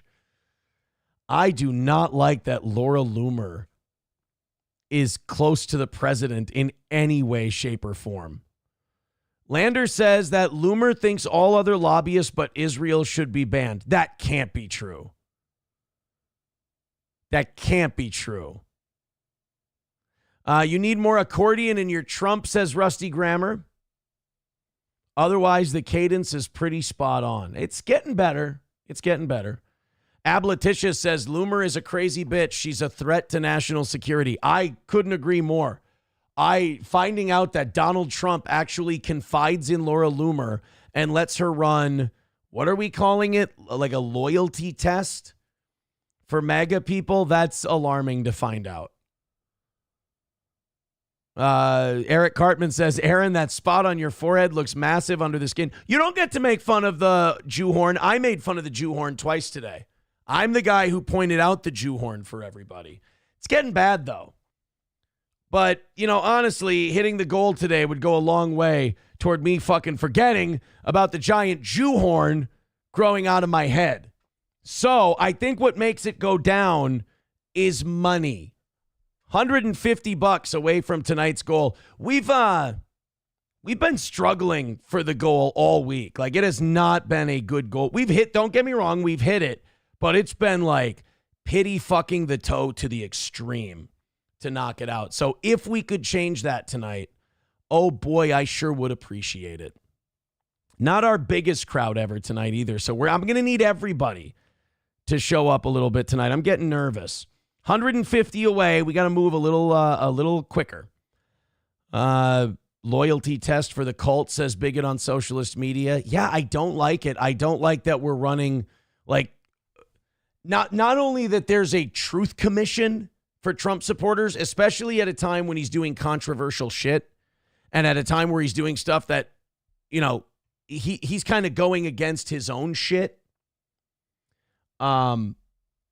He's kind of going against his own position. So it's a time where it would make sense that people are kind of questioning him. So that's when he decides to ratchet up a truth commission and let fucking psycho Laura Loomer run it. You understand that if you call Laura Loomer pretty, she'll think you're MAGA forever. And if you say that Laura Loomer's nose looks a little fucking crooked and she's goofy looking, she'll target you for destruction forever. She's a run-of-the-mill high school psycho. And she's going to be in charge of who's loyal to Trump. You know what? This is going to work out great. This is going to work out awesome. Papa Shab says she's a Jewish bloodhound. T. Duden says, just got home. Was the toe shot in the head? No. I make fun of the horn. If you're going to make fun of the horn, throw a few bucks in. It's only fair. Bobby Joe Brown, thank you. $10 says, a former Law Channel fan, been enjoying Steel Toe for a year. Don't want to see you sweat. Love the show. I love that you just threw $10 at a small show that wants to hit its goal and stick around. That's very sweet. I love that your reason for throwing us that money was that you don't want to see me sweat. That's remarkably kind. Don't let all of these people turn you into a monster. Aboliticia says, you seem to have missed my gifted sub, although no one has received it yet. Oh, shit. Let me go back. Indeed it is. There it is. Aboliticious with a gifted sub. I'm so sorry, sir. I appreciate that. So now that puts us at 135 for tonight. 93 gifted memberships away from 400. Hey, boys and girls, get it moving. 135 away. I think we have a nice little rally here, and we got something going, and we're back on track. Eric Hartman, you should throw in money for this. I think all things about the horn should be monetized. But he says antibiotic cream or tablets for the horn. No, I want the horn to come to the surface, and then I want to take out the horn. I do. I want to pop the horn. Angelica's doll says, is your horn throbbing? Probably hurts. Constant dull pain. Actually, Angelica's doll, thank you for asking. It doesn't hurt. You see this? It doesn't, when I touch it like that, it does hurt. It's very full. But when it's just sitting here being a horn, just hanging out with all of us going, hey, Aaron, great show today, buddy. You're doing great. See, when it talks to you like that, now I'm doing puppetry. I don't really feel it. I'm just hanging out with you guys, having a good time. How you doing, Aaron? Pretty good there, Horny. What do you think about the show today? A lot of great lukewarm right-wing takes, you fucking poser. Oh, well, that's not very nice, Horny. I mean, I'm sure the audience doesn't agree with you on that. Get fucked, you loser. If you were any good, the radio station would have kept you. Now, Horny, is that any way to talk? If you don't knock it off, I'm going to pop you tomorrow morning. You ought to pop that fat belly, you no good loser. Hobo chili recipe's right. You sweat canola oil. First of all, you started a sentence with hobo chili recipe is right. I don't really think we need to take that seriously. Shut up, faggot. They like me more than you. Now let me take over the show. No, because you're temporary. You're temporary. You're just a zit on the top of my head, a boil at best. And you're a boil on the history of Minnesota broadcasting. Do us a favor and cash in the chips. You're not going to hit the fucking goal anyway, you cunt. Now, is that any way to talk to your host? In more ways than one. I'm taking the fuck over. I'm going to grow like a goddamn tumor. I'm going to become more of your existence than you are, and I'm going to do the show. They like me more anyway. No, they don't. One's in the chat if you prefer me. Two's in the chat if you prefer Horny. And attach money to it, for God's sake. I know a lot of you just watched the last 2 minutes of this show and went, oh my God, he's cracking. He's losing his mind. But really, it's just an extension of my brilliance. Don't be alarmed. Don't call doctors. Don't do a wellness check on me. I promise you guys I'm fine. He's melting. He's folding under the pressure. He can't take it anymore. He's splitting into two personalities, and one of them's an oil grease-filled spot on the side of his head. He needs your help. No, I'm fine. He's going to kill us all. I'm not killing anyone. It's past his bedtime. He's new. I like to watch with $2 says, I'm not sure who I rather give money to. The guy on the street preaching the Bible to me, or you giving your uneducated political opinions on the internet. But you won today. I won! Hey! I won. Wally World gifting 5 membership. Wow, 5 memberships from Wally World. Thank you, pal. The gold sucker, Hulk Hogan, we coming for you, nigga. Guess what? That puts Wally at 60. We're putting Wally back on the board. Where's that put Wally? Right there in third place ahead of Miss Tay. Wally is at $60. Miss Tay is now in fourth. Redbird is in fourth with 53, or is in the cuck chair with 53. And that's going to drop Scorched Earth out of said cuck chair at $50. Wow. Thank you very much. Baba Huey with $1.99 says, fan of you both, think interview with Carl would be great. Carl took the shortcut. He did the very phony thing of needing me for money, needing me to draw attention to himself. And he was very phony and he wasn't very honest. And he fucked that up. Carl sold his soul for money. And, you can do that. It's okay to sell your soul. That's totally fine. I don't begrudge Carl for that. But that comes with, you go down that road, you cut off others. That's all. I like to watch, says Aaron's bits are for the record books. It really was a great bit. I mean, it's being undervalued monetarily at the moment, but we're back at 110 away from tonight's goal, so I'm feeling pretty good about it. But I do feel like the Horny and Aaron team is, I will say this, to do any kind of puppeteering, now that I just did it firsthand, you do have to lose your mind and be psychotic a little bit. So you spend too much time in that world. I can now say officially it will fuck you up. Sorry, Rocco.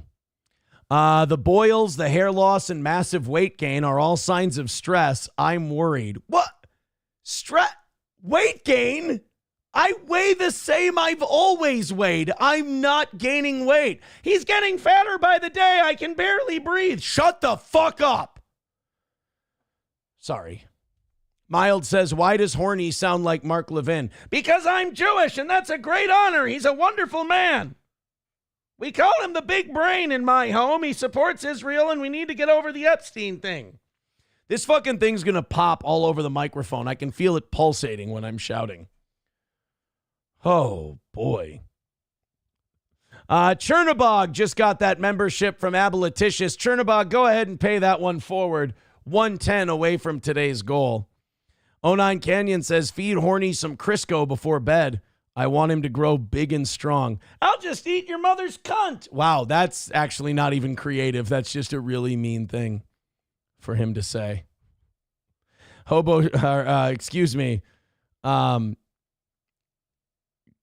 Taste Fairy Ialto says Clubfoot Carl. Yeah, Clubfoot Carl.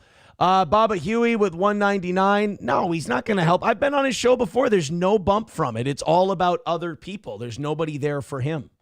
They're just there for the other people. So, I mean, I've been there before. I got no exposure, no bump from it. It really doesn't do much. And you have to do all the work because he's not very good. You have to be the funny. You have to be the entertainment. Don't get me wrong. He's a very good Opie. I'm not shitting on him. He's a great Opie. And that's a role that every show needs. But those are his limitations, unfortunately. Hobo Chili says, wow, your side profile with your lack of neck looks like a fermented coconut. I mean, it's creative, right? At least it's creative. Hobo Chili says, Christ on a crutch, you're getting fat. This is not hyperbole. I'm the same fucking weight I've always been.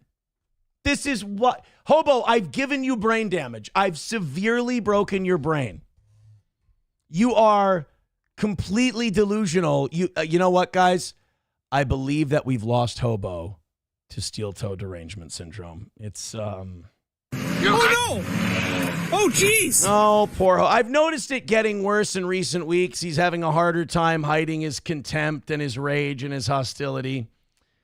It's too bad. You know, it's taken better men, but that's too bad. Anonymous Fake Dono with $5 says, who is the better co-host, Johnny or your Jew horn?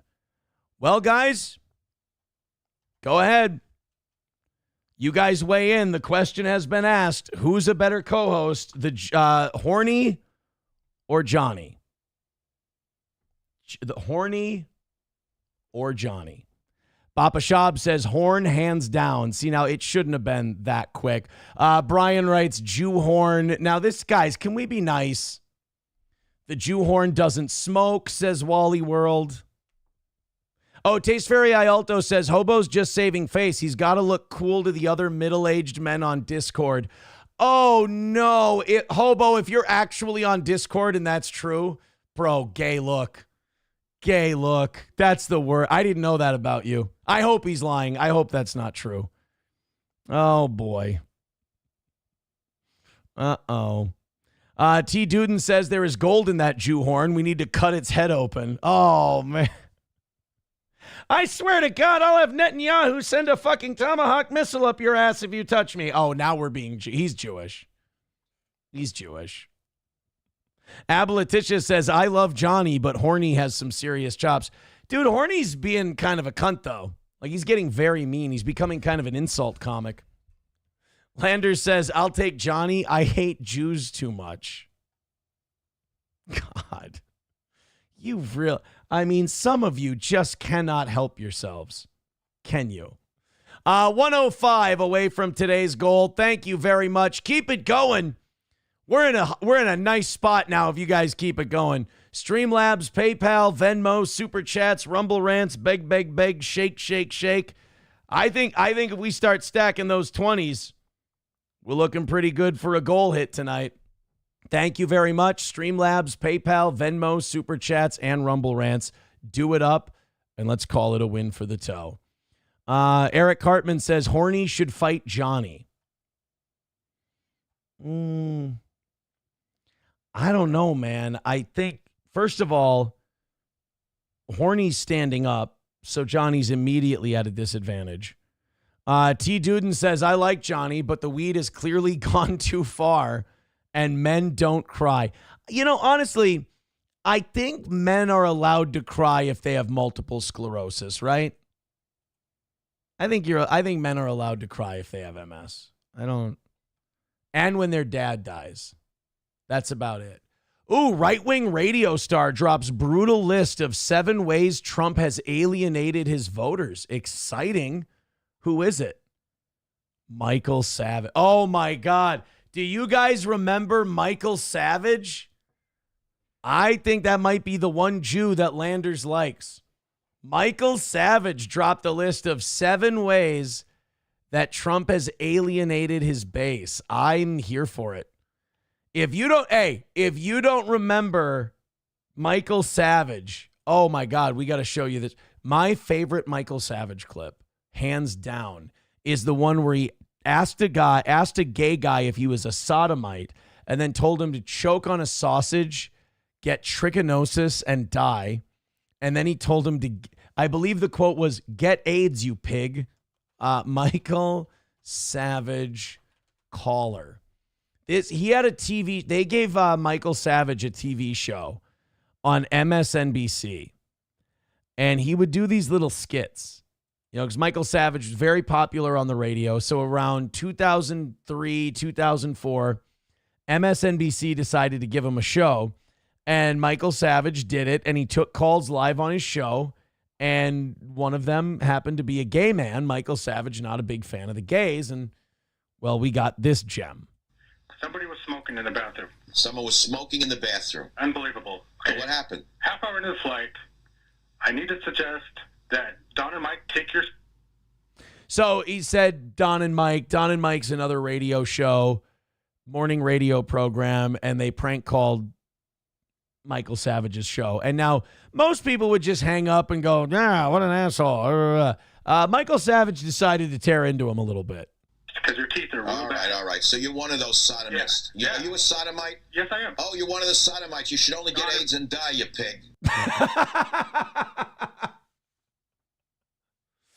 In fairness, it is one way to handle a prank caller. By the way, what an underrated word. Are you one of those sodomites? Not gay men, not homosexual, not even a slang word like queer or homo, anything like that. Are you one of those sodomites? That's a very classy, old school slur. You should only get AIDS and die. All right. So you're one of those sodomites. Yeah. Are you a sodomite? Yes, I am. Oh, you're one of the sodomites. You should only get AIDS and die, you pig. How's that? Why don't you... Even the people on his own set are like, whoa, Like, oh, fuck, that escalated quickly. It was just a Don and Mike caller. Jesus. He didn't call you the K word. Sodomites, you should only get AIDS and die, you pig. How's that? Why don't you see if you can sue me, you pig? You got nothing better than to put me down, you piece of garbage? You got nothing to do today? Go eat a sausage and choke on it. Get trichinosis. You don't really hear a lot of people wish trichinosis on another human being. You got to give him this. He's using obscure insults. Because, I mean, I guess if you suck on the sausage and it's not cooked properly, poorly cooked pork products could give you trichinosis, theoretically. Okay, we have another nice caller here who's busy because he didn't have a nice night in the bathhouse, is angry at me today. Huh? Get me another one. Put another sodomite on. No more calls? I don't care. Let's go to the next scene. I don't care about these bums. They mean nothing to me. They're all sausages. Next scene. On to the next scene on the Savage Nation. I don't know if I need to point out to you, but the show was canceled shortly afterwards. In fact, he was fired immediately after this episode, but it was a good run. It's a good run. He was on for 5 months in 2003. Michael Savage had a show, and, well, you see how it went. It had its moments. Yeah, Sam Show says they're all sausages. I don't know. Let him go. He was on a roll, you know? He was just on a roll. Harry Ball says Johnny is best as a boat anchor. See, now how is that helpful? How is that helpful? 105 away from tonight's goal. Guys, I'm telling you, let's move it, and let's move it along nicely, and let's not worry about that goal later on in the show. Streamlabs, PayPal, Venmo, Super Chats, Rumble Rants, gifted memberships, all of that happy shit. Throw us a couple of bucks and call it another win for the toe. Longtime right-wing radio star Michael Savage suggested on Tuesday that President Trump has alienated voters and that he should only get AIDS and die. He didn't say that. He named 7 different alleged missteps that could come back to bite Trump and the GOP. Now, here's my problem. I'm worried that one of the things Michael Savage is going to say, unironically, is that we haven't helped Israel enough. And God damn it, if he tries to bring Israel into any of this, I'm going to take back every nice thing I said about his trichinosis rant. Number 1, escalating instead of diffusing the Ukraine-Russia war. Okay, I'm with him on that one too. 2, pushing a bloated pork barrel spending bill and attacking Musk. All right, Michael Savage has got it. Number 3, hiding the Epstein list. So far, so good. Number 4, firing the labor statistics chief who refused to back down. Michael Savage is crushing it. I'm waiting to get my heart broken. This is 38 years of being a Minnesota Vikings fan. I'm just waiting for this to fuck up. Number 5, I see the name Netanyahu. Oh boy, here we go. Number 5, unconditional support for Netanyahu's war. Michael Savage. The Jew off the top rope. Number 6, accepting a plane from Qatar, which will cost $1 billion to retrofit. And number 7, building a gilded ballroom in the White House. Wow. So I got to say, Michael Savage, first of all, he's going to be getting a call from Laura Loomer and the Trump Truth Commission. But also, Michael Savage, even at his advanced age, A, still got some fight in him. B, I got to say, I think he's right on the money. I think he's nailing it. NATO, bigot on socialist media, says NATO could spend another $300 billion in Ukraine and still be losing. It's a waste. Yeah, I think that whole thing was just, once Biden got paid back from all that, not Solyndra, his shadow company thing, I don't think they really gave a fuck what happened. It was just a perpetual war that was supposed to be continued. Sam Show says, yeah, Trump is building a big, beautiful ballroom and fuck a bunch of kids. Jesus Christ. Riding Dirty Llama says, could it be Savage being savage? I mean, he is. And again, fucking killing it. Great work by old Michael Savage. All right, guys, 105 away from today's goal.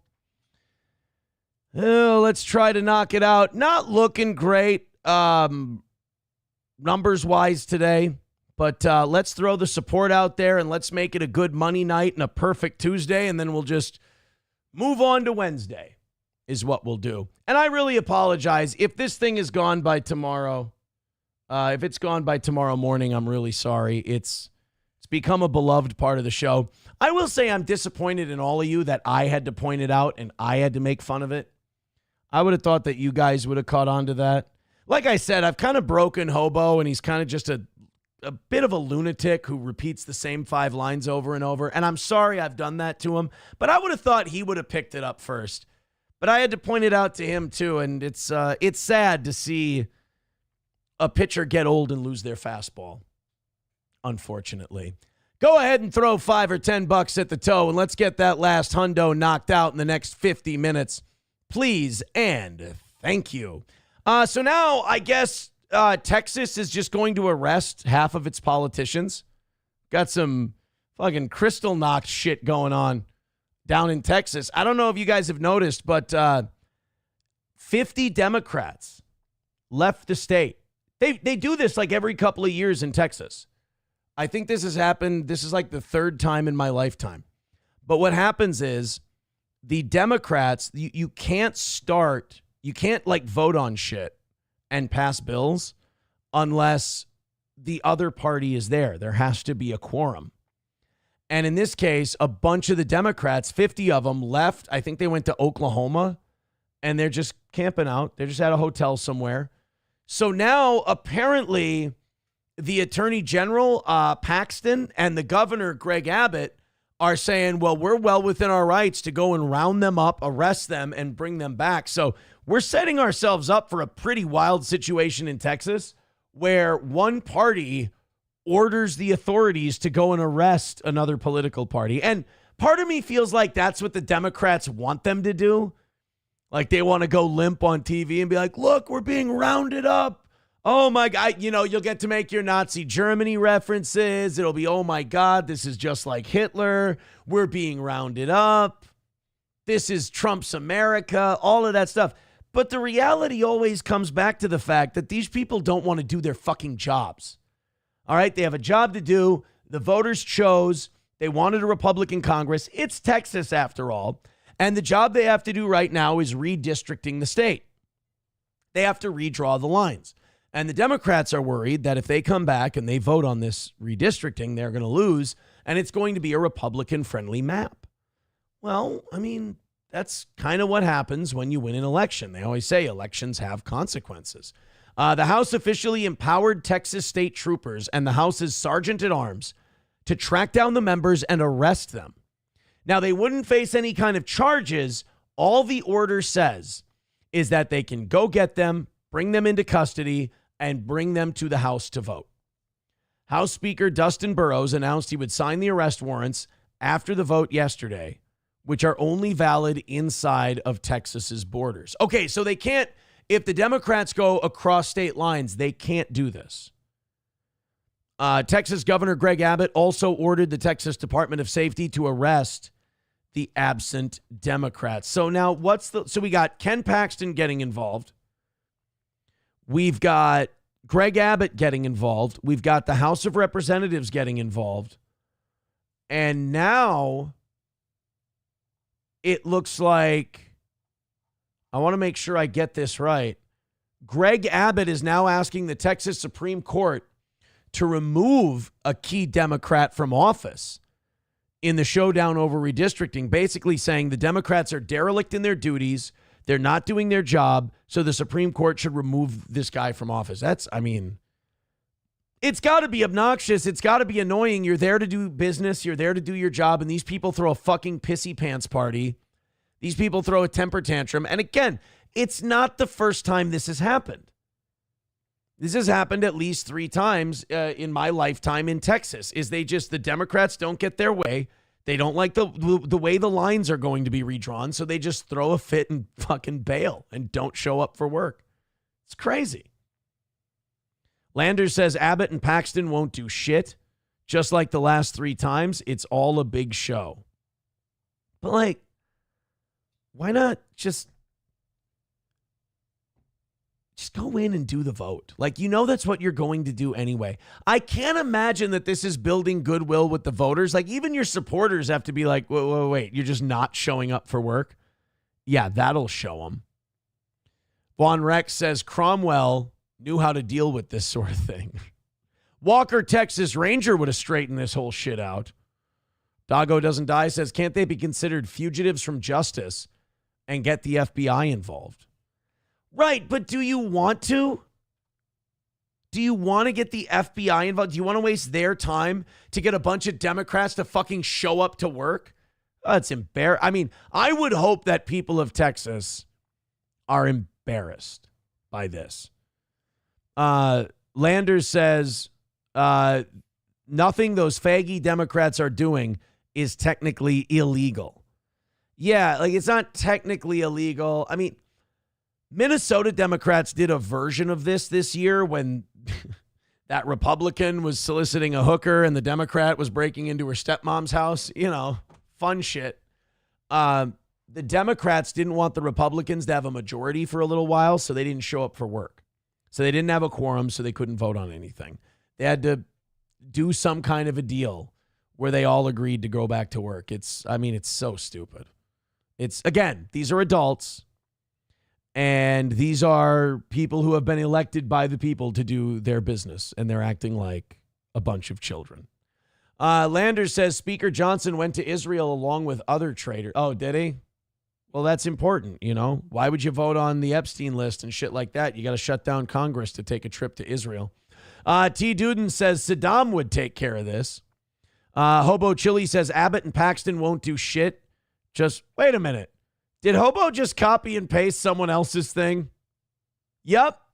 Hobo just copy and pasted Landers.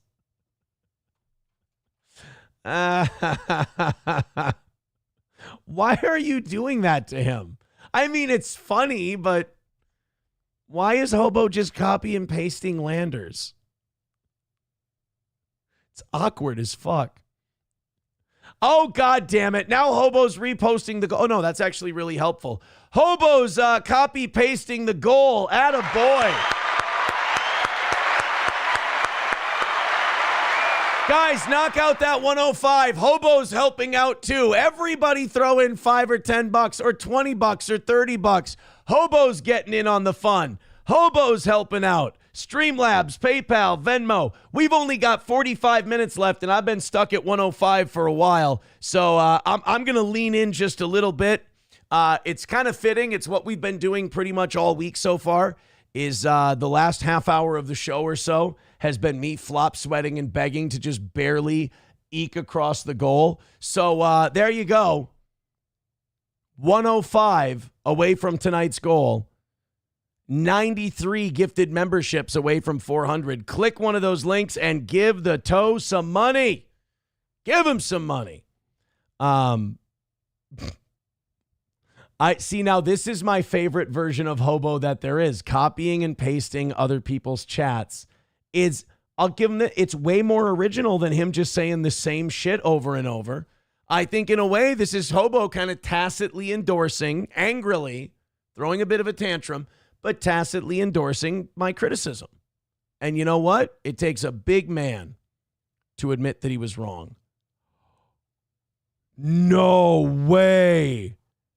Is this true? Oh, guys, maybe we can grift off of this. Maybe we can get some donations in celebration, or maybe to pour out some liquor for a fallen legend. You know, Colbert got canceled, right? Howard's out at Sirius XM. If Eric, I'm going to Google this, but Eric Doherty's usually a pretty good source of news. I mean, he rarely misses.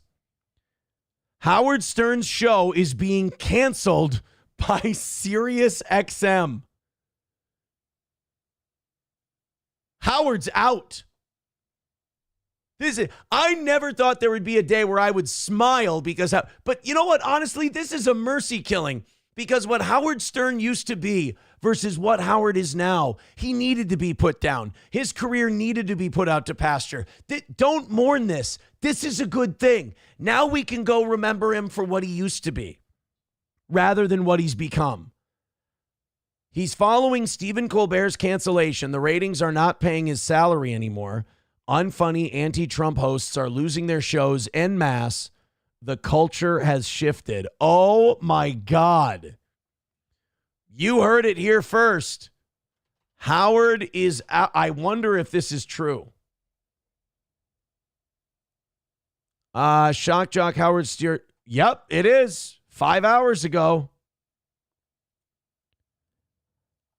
After nearly 2 decades as the marquee talent at SiriusXM. Wow. You know what, guys? Keep an eye on SiriusXM, too. I'm guessing the whole company's about to fold. I'm thinking SiriusXM might even cease to exist because outside of sports, I don't know what draws any revenue for them. After nearly 2 decades as the marquee talent at SiriusXM, Howard Stern may be signing off for good. Sources told the U.S. Sun that the groundbreaking broadcaster is not expected to return when his current 5-year contract expires this fall.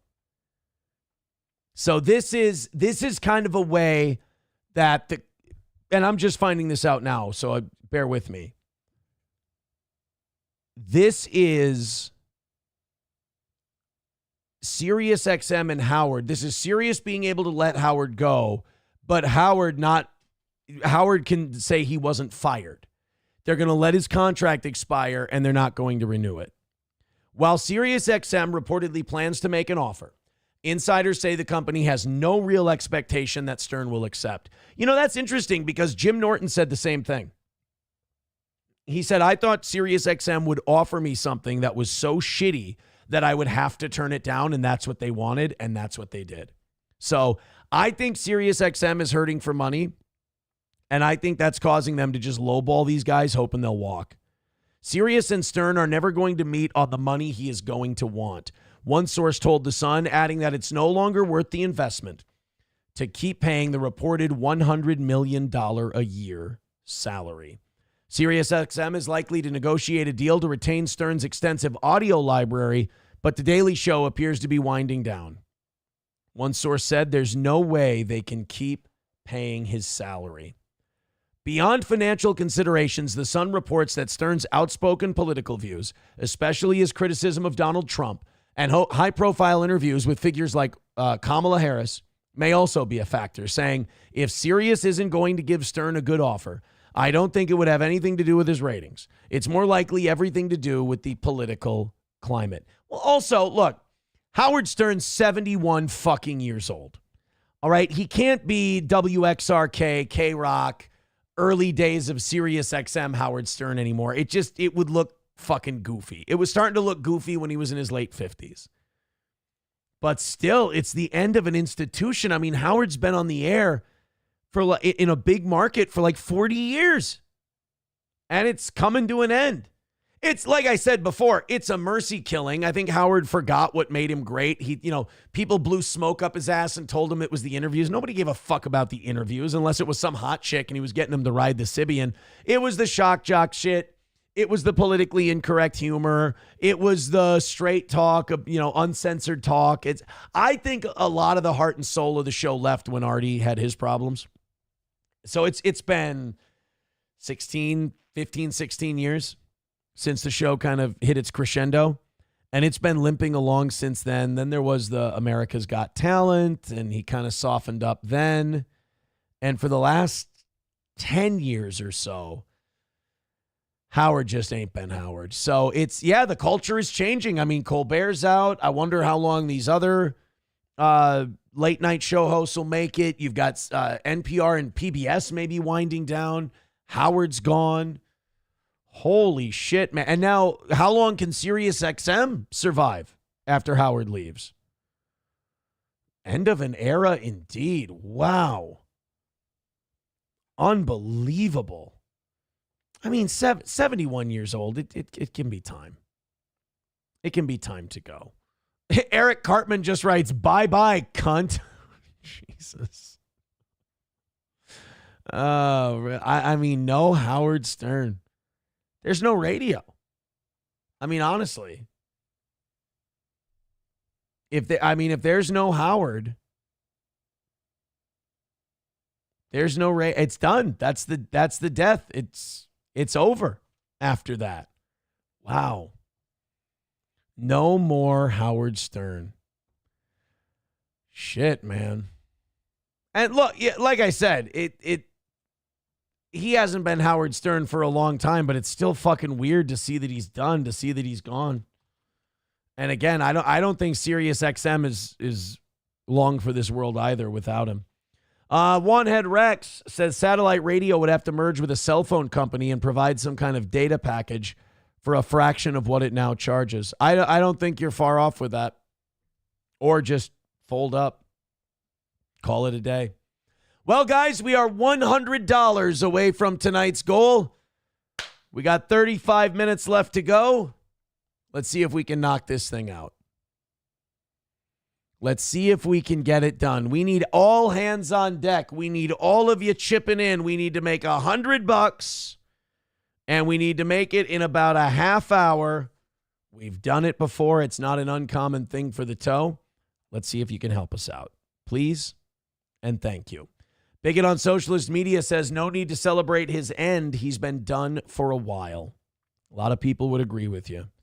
Riding Dirty Llama says, but he has been suffering the COVID pandemic restrictions and masking up in multiple vax plus boosters, hiding in his basement. Yeah. T. Duden says they got rid of Norton over money and they have to be hemorrhaging money. Yeah, I think Jim Norton said that he knew they were going to make him an offer, but he knew it would be shitty so that he would have to say no, and they offered him an even shittier deal than that. So I think Sirius has been lowballing a lot of people. I don't even know who their big star is. Who's the big guy on Sirius at this point? Or big girl? Didn't they get like the Call Her Daddy podcast or something like that? I don't know. Maybe that's Megyn Kelly. Could Megyn Kelly be the big star on Sirius now if she's still there? Maybe her. MSO says, I stand by my prediction. You will be $40 short tonight. You guys hear that? MSO says we're going to be $40 short of tonight's goal. Prove them wrong. Let's go. Links are in the chat. Click them. Get inside of that $40 and show MSO that he's full of shit. Randall Flagg just got a gifted membership from Wally World. Pass it along. We need money tonight. Papa Shop says you did better than DSP today. He made like $29. Congrats, Atsface. Yes! Got him. All right. Eric Cartman says Megyn Kelly is sexy. Rexstart parody account says they're going with that man cow guy all the kids are talking about. Oh, really? I got to tell you, he's kind of an Ed Till young man cow mix. Maybe Bubba. Bubba's been picking it up. I see his numbers on Rumble are very good. Maybe Bubba's the next guy to take over Sirius XM. Maybe it's Bubba time. T. Duden says Ron Bennington. Oh, is Bennington still on? Okay. The Bonfire fucking sucks since Dan Soder left. That was a really good show, though. The Bonfire was a solid show for Sirius. I just don't. The thing is, those shows are all good, but do they draw money? That's just it. And like at $100 million a year, did Howard Stern even draw money anymore? Because what's a subscription to Sirius nowadays? Doggo Doesn't Die says, what fraction? A fraction of what they charge. I pay $6 a month for Sirius. Okay, let's say it's $6 a month. How many paying subscribers does Sirius have? 33 million paying Jesus, 33 million paying subscribers? Where the fuck do these people come from? So you got 100. Okay, so the whole company in subscriptions makes $198 million a year. And 100 million of that goes to Howard Stern. I don't know. It doesn't seem. And then there's, of course, you've got fucking satellites up in space. That's got to take some upkeep, to say the least. Riding Dirty Llama says all Bubba talks about is Hogan now. I mean, it got him a lot of attention, right? Yeah, I think MSO's right. Now's the time for Opie and Anthony to make up. Bring it back.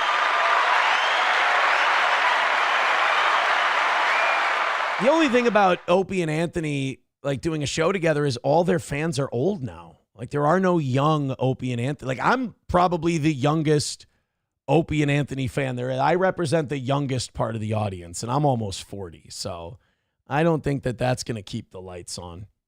Let's go to Von Kaiser with $10. He says, any Klan news? You have your finger on the Klan pulse. I don't. You guys say that I do, but I don't. Adam Simon with $20 says, good show, boss. Thank you. Thank you very much. You know, that puts us at $70. MSO says we're going to miss by 40 tonight. I don't know. We're at 70. Keep it going. I think a couple more of those $30 rallies and we're home free. Thank you guys very much. Keep it going. Streamlabs, PayPal, Venmo, Super Chats, and Rumble Rants. $70 away from another win for the toe. Randall Flagg says Howard Stern only broadcasts 100 days a year, maybe less.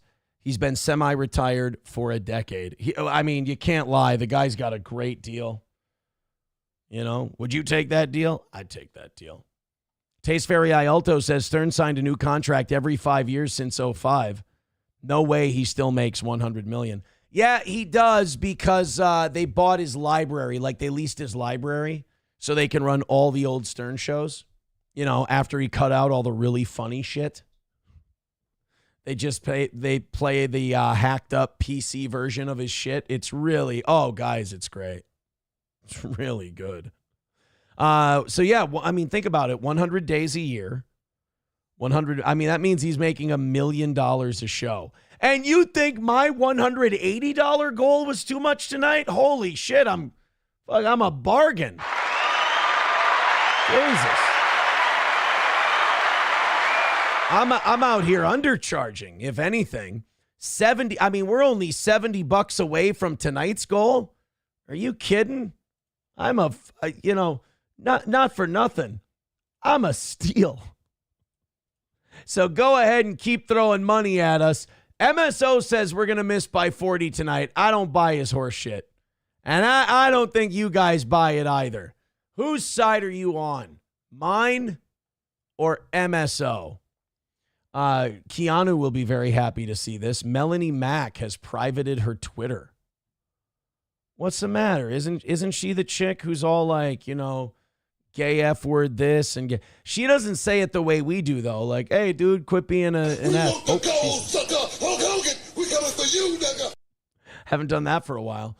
Like, she's like, I think Keanu was right about Melanie Mack. She's a grifter who like leaned into that Uber Christianity shit because she thought it could make her a couple of bucks. I don't like her. I don't.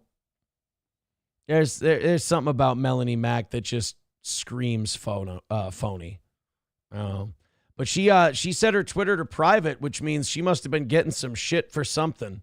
I'm sure it's some trumped up shit she said to try and be edgy, and now she's got to own it, so she's running away.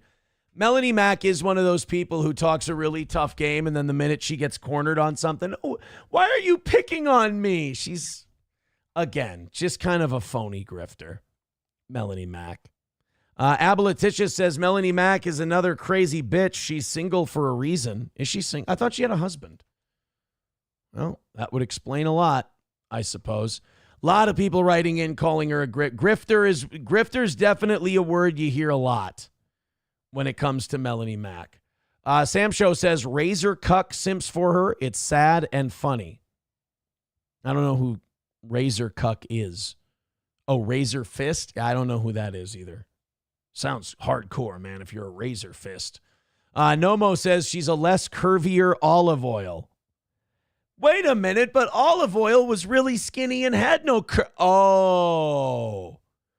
Got the joke now, didn't you fat queer? Oh, God, Horny's back. Why does he He wanted to chime in. The show's getting fucking boring. We get it. The old Jew's retired. Move on. It really does pulsate when I do that character like he is talking. It's amazing. Baba Shab says, over the hill, 40-year-old e-girl pretending to be Christian. Oh, she had a husband and he went gay? That's not true. You're making that up. You're fucking with me. Melanie Mack did not turn her husband gay. I refuse to believe that. Now I get where all the gay F word talk comes from. Now I get why is that why she's so mad at the gays? Is that why she's like, nobody wants two gay F word daddies? I never gay F word, gay F word, gay F word. Oh, she turned her husband gay. So old Tina Rottencrotch turned her husband's cock towards the dark side of the anus. I see. Oh boy, that now that's an interesting working theory. And I'm a guy with a fucking zit the size of Ohio on his forehead, and even I think that's fucked up. Her husband was turned into a fairy. Oh my goodness. Randall Flagg says, I've argued with her on Discord before over theology. It's awful, and so is she. Her voice is even worse. So she's a 40-year-old divorcee who turned a husband queer. Well, hey, there but for the grace of God go I. Uh-oh, MSO, we've stalled out at $70 away from the goal. MSO, you might have a point tonight. MSO says we're going to miss by $40. What do you guys think? Streamlabs, PayPal, Venmo, Super Chats, and Rumble Rants. Throw in a couple of bucks. Let's get another win for the toe. Aboliticia says the dark side of the anus is a combination of words I did not expect to encounter tonight. You know, that's really funny because I think a lot of people tune into the show thinking they're going to hear me say things like the dark side of the anus. MN Gal with $5, small town MN Gal, says horny is starting to sound like Marky Markdown. There is a little Marky Markdown in there, isn't there? You're right. Oh, I can't believe it. We've got amazing deals at Westside Liquor. They're so good I could pop. It is. You're right. Hey, Horny, we're only $65 away from tonight's goal. Do you think we're going to make it, or do you think MSO's right? I certainly don't want you to win, you fat queer, but I think MSO is a secret Israeli operative Jew, so I hope you both die. That's not very nice at all. That's not very nice at all. T. Duden says, come on, boys, let's hit the goalie goal. I agree with that. Goalie goal for my moly mole. 70 away, 25 minutes left. Hit it, knock it out. Let's call it a win for the toe. Brian says, Aaron, I can see your heartbeat in that tumor. Dude, when I do the impression, it legit pulsates. I think just creating the horny character alone, I deserve to knock out tonight's goal. But again, that's just me. Sir Franklin says, I'll see you on the dark side of the anus.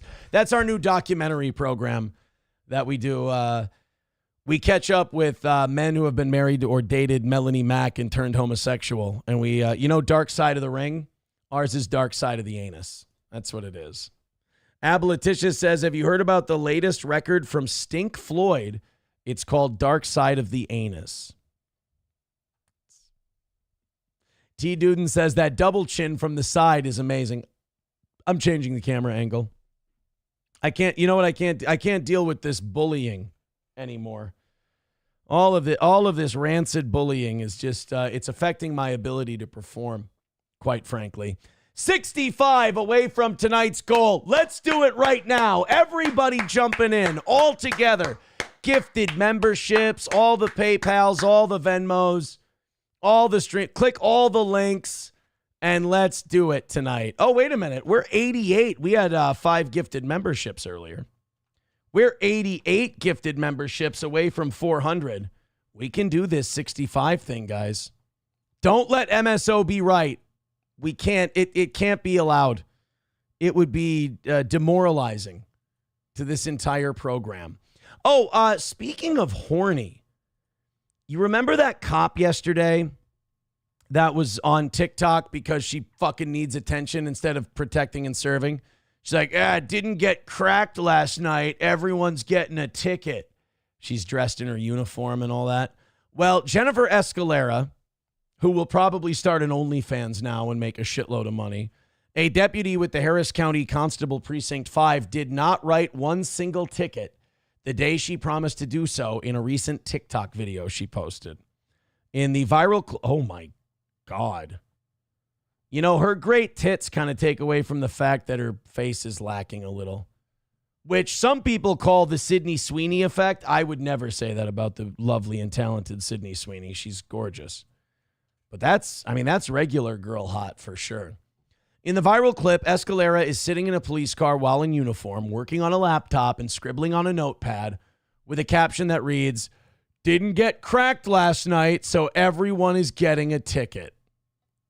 Like I said on the morning show today, like, there's something about women talking that way that just, ugh.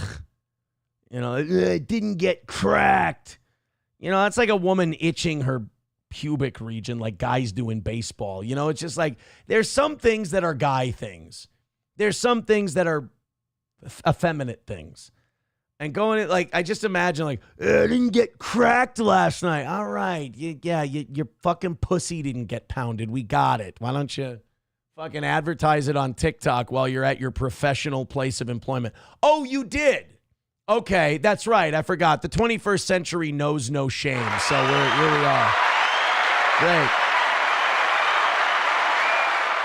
Great. Crowder Wears Panties says the moral of the story is that she didn't do her fucking job. Yeah, that's right. She didn't do her job and she didn't get dick. She's worthless on 2 counts. Abletitia says tits 8, face 6. Put them together, it's 86, and we would knock out the goal today. Let's get moving. Oh, we're going to end up there again. $65 away from pay dirt. Help us. 20 minutes left in the program, $65 away from the goal. This is doable. We just need a few people to jump in and finish it off. That bitch can't even keep a simple promise, says Aboliticious. That's right. Can't get dick, can't write tickets. What good are you anywhere? Anywhere. Everywhere. Lander says, Aaron, can we pound your bussy? No, it's exit only. It's only for shitting. T. Duden says the word cracked is gross for a woman to say. I agree 100%. There's just some words that women sound fucking gross and kind of trans for saying. Cracked is a word that it sounds very transy. Ugh. My Lost Interest says most women can get cracked whenever they want. Yeah, but listen to this. Check this out, My Lost Interest. Some of these women are picky about who they let crack them. Right? I don't get it either. Doggo Doesn't Die with $2 says, my vote is for the cop. Definitely better looking than Sydney. Wow. Well, you know me. My favorites are Latinas. I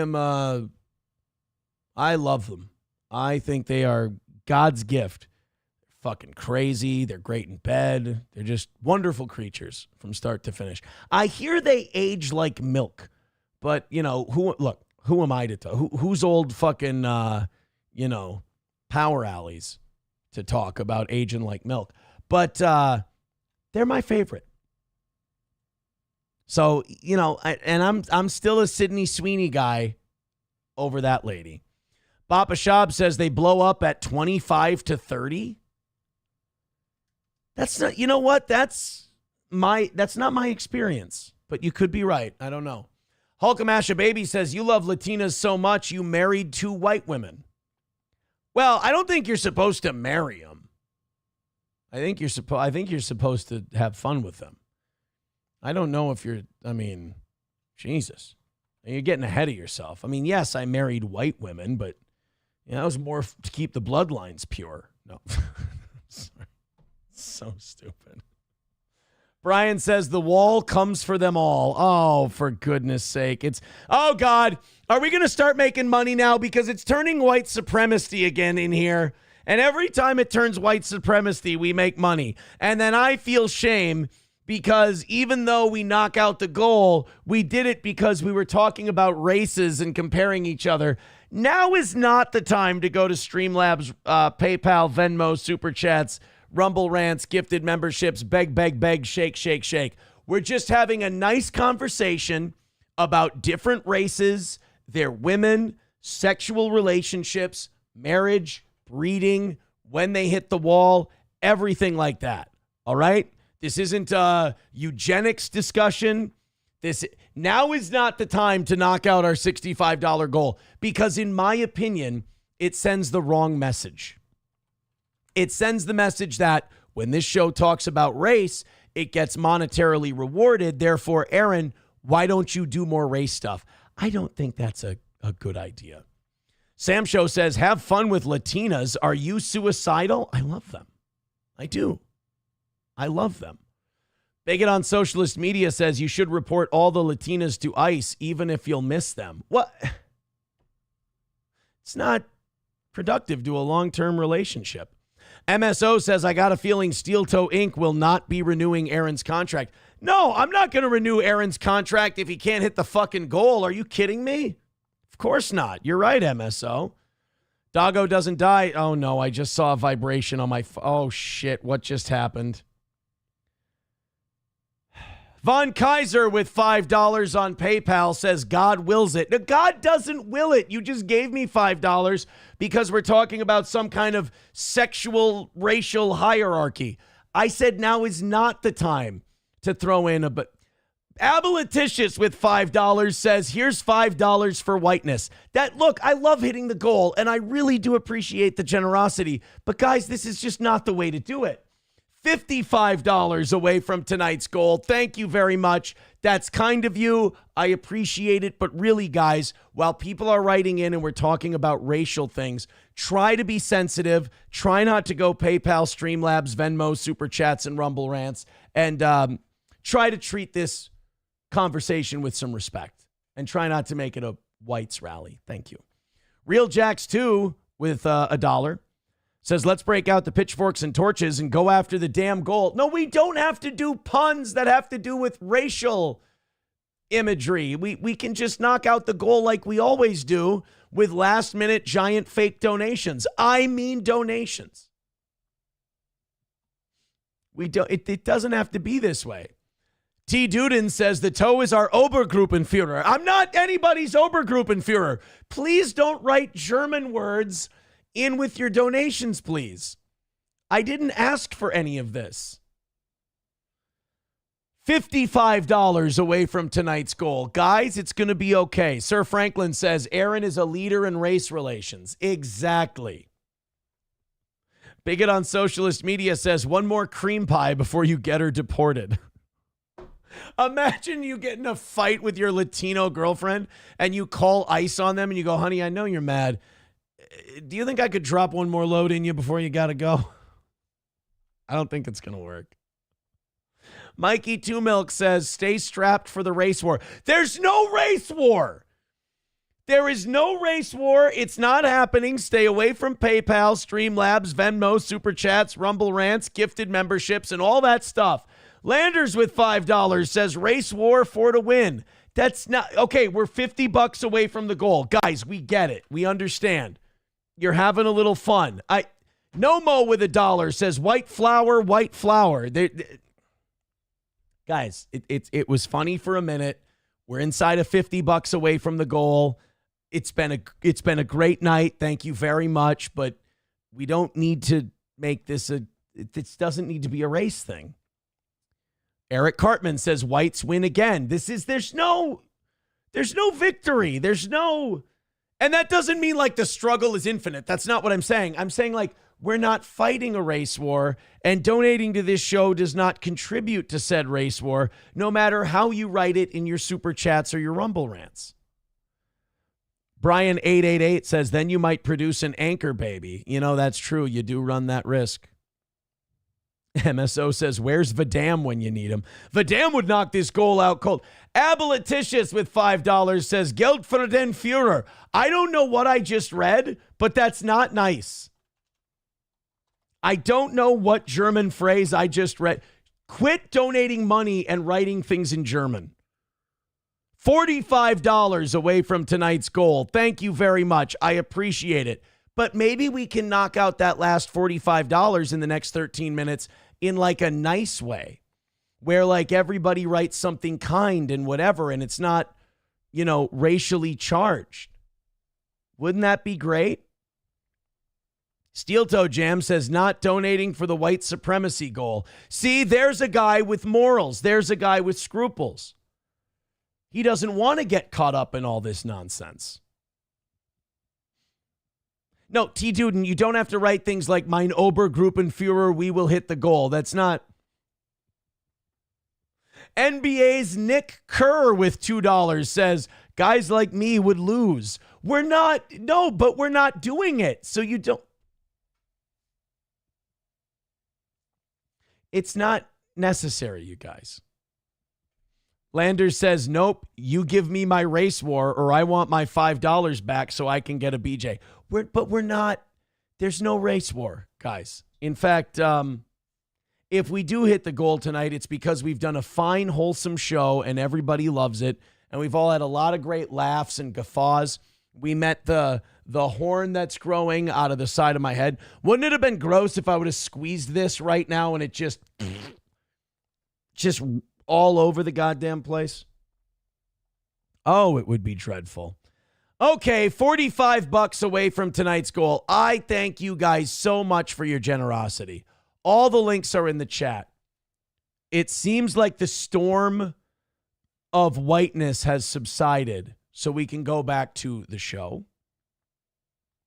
We can make another $40 or so and call it a win for the toe. We got 10 minutes to do so. I think we can do this in a sensible way. Boys and girls, what do you think? MSO says hold at 40. Fuck that. Knock it down. I had dog shit numbers today. Then I had okay numbers. We peaked at only 301. That's low for us. And then we went back to dog shit numbers. The least we could do is hit the goal. I'm not reading any of these German things you guys are sending in because I have no idea what the fuck they mean. Aboliticious with $5 says white dollars only. $40 away from today's goal. Camel Toe gifting a membership. $35 away from tonight's goal. Thank you very much. 09 Canyon says Aaron with his sexy talk of boil lancing. I will say this. We haven't had to beg too hard necessarily today. We have done a lot of goal talk and trying to hit the goal, but you guys have made a fun bit out of it, and people do seem to be entertained by it. MSO says, I give up. No, guys, don't let MSO give up. Knock out the rest of it. Don't let MSO give up. Let him see that there's hope. What do you say? Show him that there's hope. It's only $35 away. Finish it off and show that he did not die in vain. What do you say, boys and girls? You're almost there. We're going to, before we leave tonight, we're going to watch Jared Allen and his Hall of Fame speech. The Minnesota Viking, Jared Allen, got inducted into the Hall of Fame and apparently gave a really great speech. A really heartfelt speech that, usually guys who spent their adult years accumulating shitloads of brain damage don't really give. So we're going to do that in a little bit. A new poll found that most Americans are stressed about grocery costs. I think most Americans are stressed about the cost of pretty much everything. I don't think it's just groceries, but that's the one that most people buy. And but I don't think that's a new thing. I think Americans have always, that's why they call them kitchen table issues. They call them kitchen table issues because that's the thing people talk about at the kitchen table, the budget. Von Kaiser with $5 says, for your race, we don't need to do this for your race. Guys, can't we just make $30 because the show is fun? Do we really have to give the $5 because, thank you, Von Kaiser. That's very nice of you.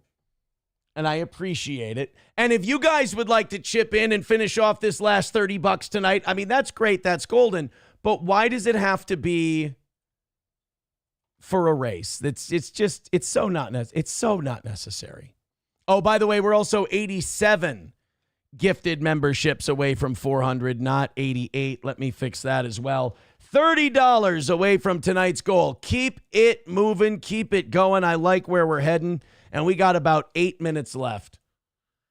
So every minute somebody throws in a $5, we got this thing hammered out and then some. Thank you, guys. Another perfect day for the toe is on the way.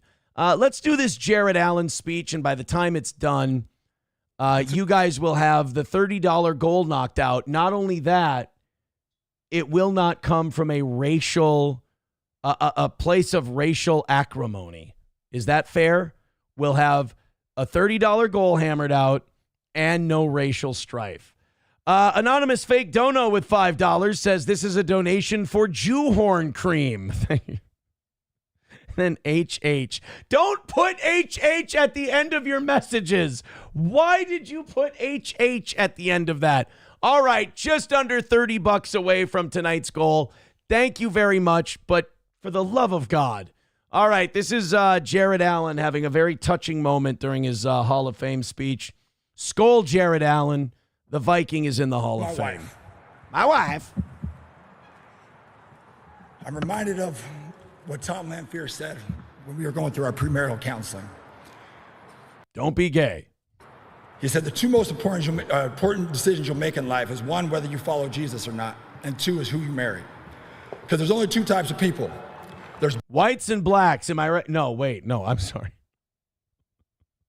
Light skin and mud blood. Wouldn't that be terrible? Like Jared Allen's like, Jesus Christ is my Lord and Savior. I love my wife, and I'm reminded of what the most important moral leader in my life ever told me. There's only whites and mudbloods. Like, whoa, Jared, what the fuck? Thank you, Red Fox Mad, for the $4.99. He says, I see St. Cloud State University is hiring two second shift GMWs and 1 second shifting GMW leads. Good afternoon for you, Aaron. Lots of black people. Oh, I don't know what GMWs are. Those like cheap BMWs. $25 away from tonight's goal. 5 minutes left on the clock. Knock out that last 25. You know what that is? 5 gifted memberships. Do it to it, Lars. Go ahead, Jared Allen. I'm sorry I interrupted you with a terrible phrase like mudblood. Boat anchors who drag you down, and there's people who elevate you. And you are a true game elevator. You're one of the smartest people I know. In fairness, Jared Allen spent his adult years around football players who are notoriously mentally retarded. So I am in awe of you every single day, and I love you more than life itself. To my amazing daughters. You're okay too. Moving on. Dennis Green.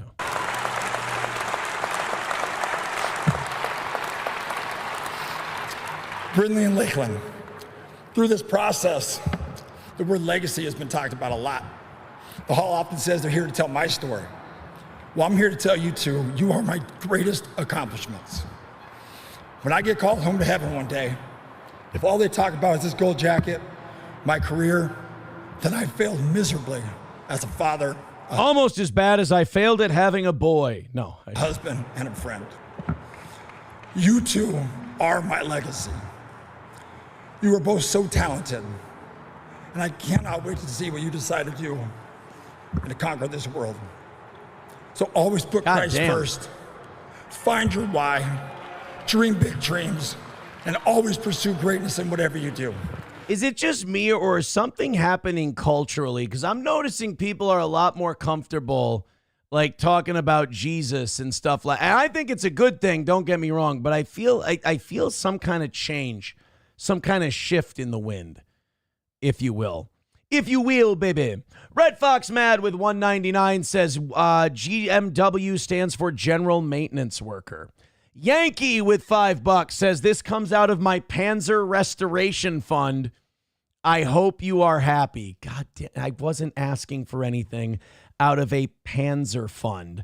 Thank you. $20 away from the goal. Doggo Doesn't Die with $5 says white power bill. Aboliticious with $5 says, did you know that there is a German word that literally translates to a face badly in need of a fist?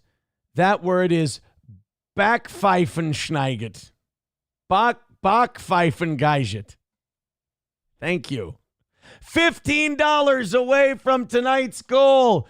Finish off the last 15 and call it a final win for the toe. 3 gifted memberships, a $15 drop on PayPal, Venmo, or Streamlabs, a $20 super chat, a $20 Rumble rant.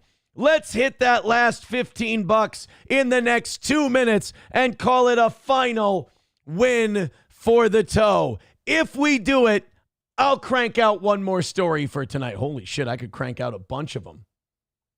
We got quite a few things for this evening. But what we need right now, $15 away from hammering out tonight's goal.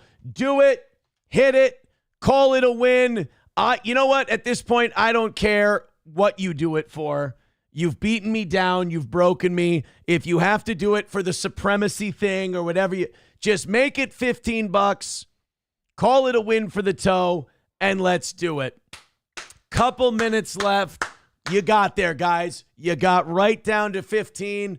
It's a fait accompli. It's just a couple more gives, and we've got ourselves a win. I appreciate it, but I want you to choose. I choose you, and I want to see how you decide to knock out this last 15.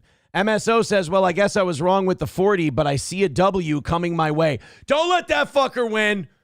$15 right now, team. $15, little man. Put that shit in my hand. If that money doesn't show, then you owe me. $1 from Real Jack says, let's throw this goal in the oven and call it a win.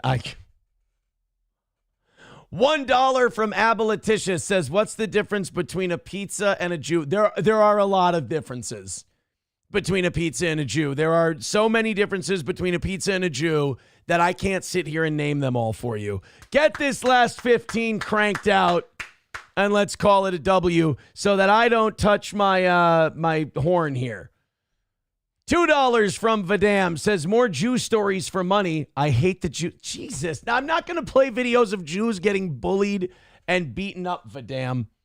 Jesus Christ.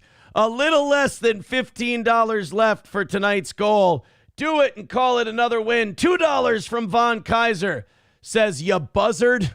That's one way to put it. $10 away from tonight's goal.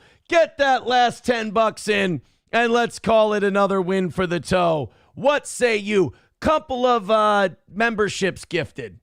MSO says it's 9:30 here, Tubby. I know. We just got 10 minutes left to go, or $10 left to go. Let's get that last 10. I'll do a story. We can call her a day. Doggo Doesn't Die says, hurry up. I'm missing Gino's show. All right. $10 comes in. We got ourselves the W, and I'll get out of your hair. That's a promise. Just get that last 10 spot in there, and I'm a happy boy. You feel me? Let's go ahead and waste time on this story while we're waiting for that. Wait, city didn't violate ordinance during... Oh, God, I thought a city official in Minneapolis got involved in a drug bust. That would have been fucking great. Did you see they found more people in that... that what are you feeding our future scandal? They're up to 50 convictions on that shit. Taste Fairy Ialto says, I'm going to watch the new King of the Hill season after. Oh, that's right. King of the Hill is back. After how many years? It's been gone for like 14 years and they brought King of the Hill. We're out of ideas. I mean, that's 1000% what it is. We're completely out of ideas. And we're bankrupt. So we're just bringing back all the old shit. I just hope that they do it well. I hope that they do it justice. But none of this shit comes back as good as it was before. Like even Always Sunny in Philadelphia has taken a step back. All right, guys, we need that last $10. Let's go. That's all I need to call it a perfect day today is 10 more bucks. Throw it up. Gift the memberships, throw the $10 in, let's back up the trucks and call it a W. Streamlabs, PayPal, Venmo, Super Chats, Rumble Rants. Don't stop at 10. That's a dick move. That's a dick move to stop at 10. I want to get to 0. I want to call it a perfect day today. So get that last 10 in there. Then you can stop listening to me bitch. And that would be very, very nice. I'm hanging out in the chat. We're going to make this last $10. Gift a membership. Throw a $5. Make it a 10. Whatever you need to do. Knock out the last 10. Let's call it a win. Abletitia says, unless Mike Judge is heavily involved, it's probably going to suck because Beavis and Butthead should. Oh, that's right. They brought back Beavis and Butthead, too, and that didn't do very well. Bapa Shab says, Mike Judge is the definition of a hick lib. Vidam with $1 says, the gay guy that played the Indian is dead. Who will replace him on King of the Hill? I think they'll probably just leave him dead. They'll probably just kill off the character. Perhaps. Because now, I mean, that guy went completely fucking bonkers. Bobby Joe Brown with $10 says, old new kid on the block has big steel toe boots. There we go. Thank you, Bobby. $10 for the toe. Another goal hit. Another win for the toe. Tori with $10. Oh, we're over for the night. Thank you very much. The ladies coming in at the end for another win for the toe. Yeah, as far as we'll talk about the King of the Hill thing here and then we'll split. Thank you guys so much for your support. It was a fun night tonight. It really was. The voice of Dale is dead. Oh, that's right. Dale's dead too. Fuck, you know what? They had to get this season in before everybody fucking croaked. Brittany, yeah, they still got, Bobby Hill's obviously still alive. What's her name? Pamela Adlon. She's still kicking. Brittany Murphy is, was Brittany Murphy in King of the Hill? Boy, I really don't know my voice characters. Yeah, no Dale. I think Mike Judge is Boomhauer too, so that'll be fine. Thank you very much. Von Kaiser with $9 says, "Can you dig it?" Thank you. Well, now we're like $20 ahead for tomorrow night. Thank you guys so much. Wow, Brittany Murphy was Luann. I was 38 years old to the day when I found that out. Holy shit. Well, let us know how it is. I don't think I'm going to watch it myself. And Tom Petty was lucky. So, wow, that whole fucking cast is dead. Why bring back the show? Doggo Doesn't Die says Brittany Murphy died. Oh, shit, dude. Who wants to tell him? Like 20 years ago. I don't think Brittany Murphy made it that long after 8 Mile, did she? When did Brittany Murphy? Yeah, December of 2009. Brittany Murphy was gone. Sorry, buddy. Yeah, 16 years ago. Almost to the day. Brittany Murphy passed away. Sorry, dude. Sorry. Yeah, you guys go ahead and watch the new King of the Hill. Let me know how it is. Abletitia says Mike Judge has talked in interviews about how Alex Jones was on cable access in the Dallas area, and he created Dale based on early Alex Jones content. Wow. I didn't know that either. Guys, thank you very much. The support tonight was unbelievable, off the charts. Thanks for cranking out another win for the toe. With you guys, we can do anything. Thanks a million. I'm going to go nurse my growing horn and see where it's at tomorrow morning. Take it easy and have a great rest of your day.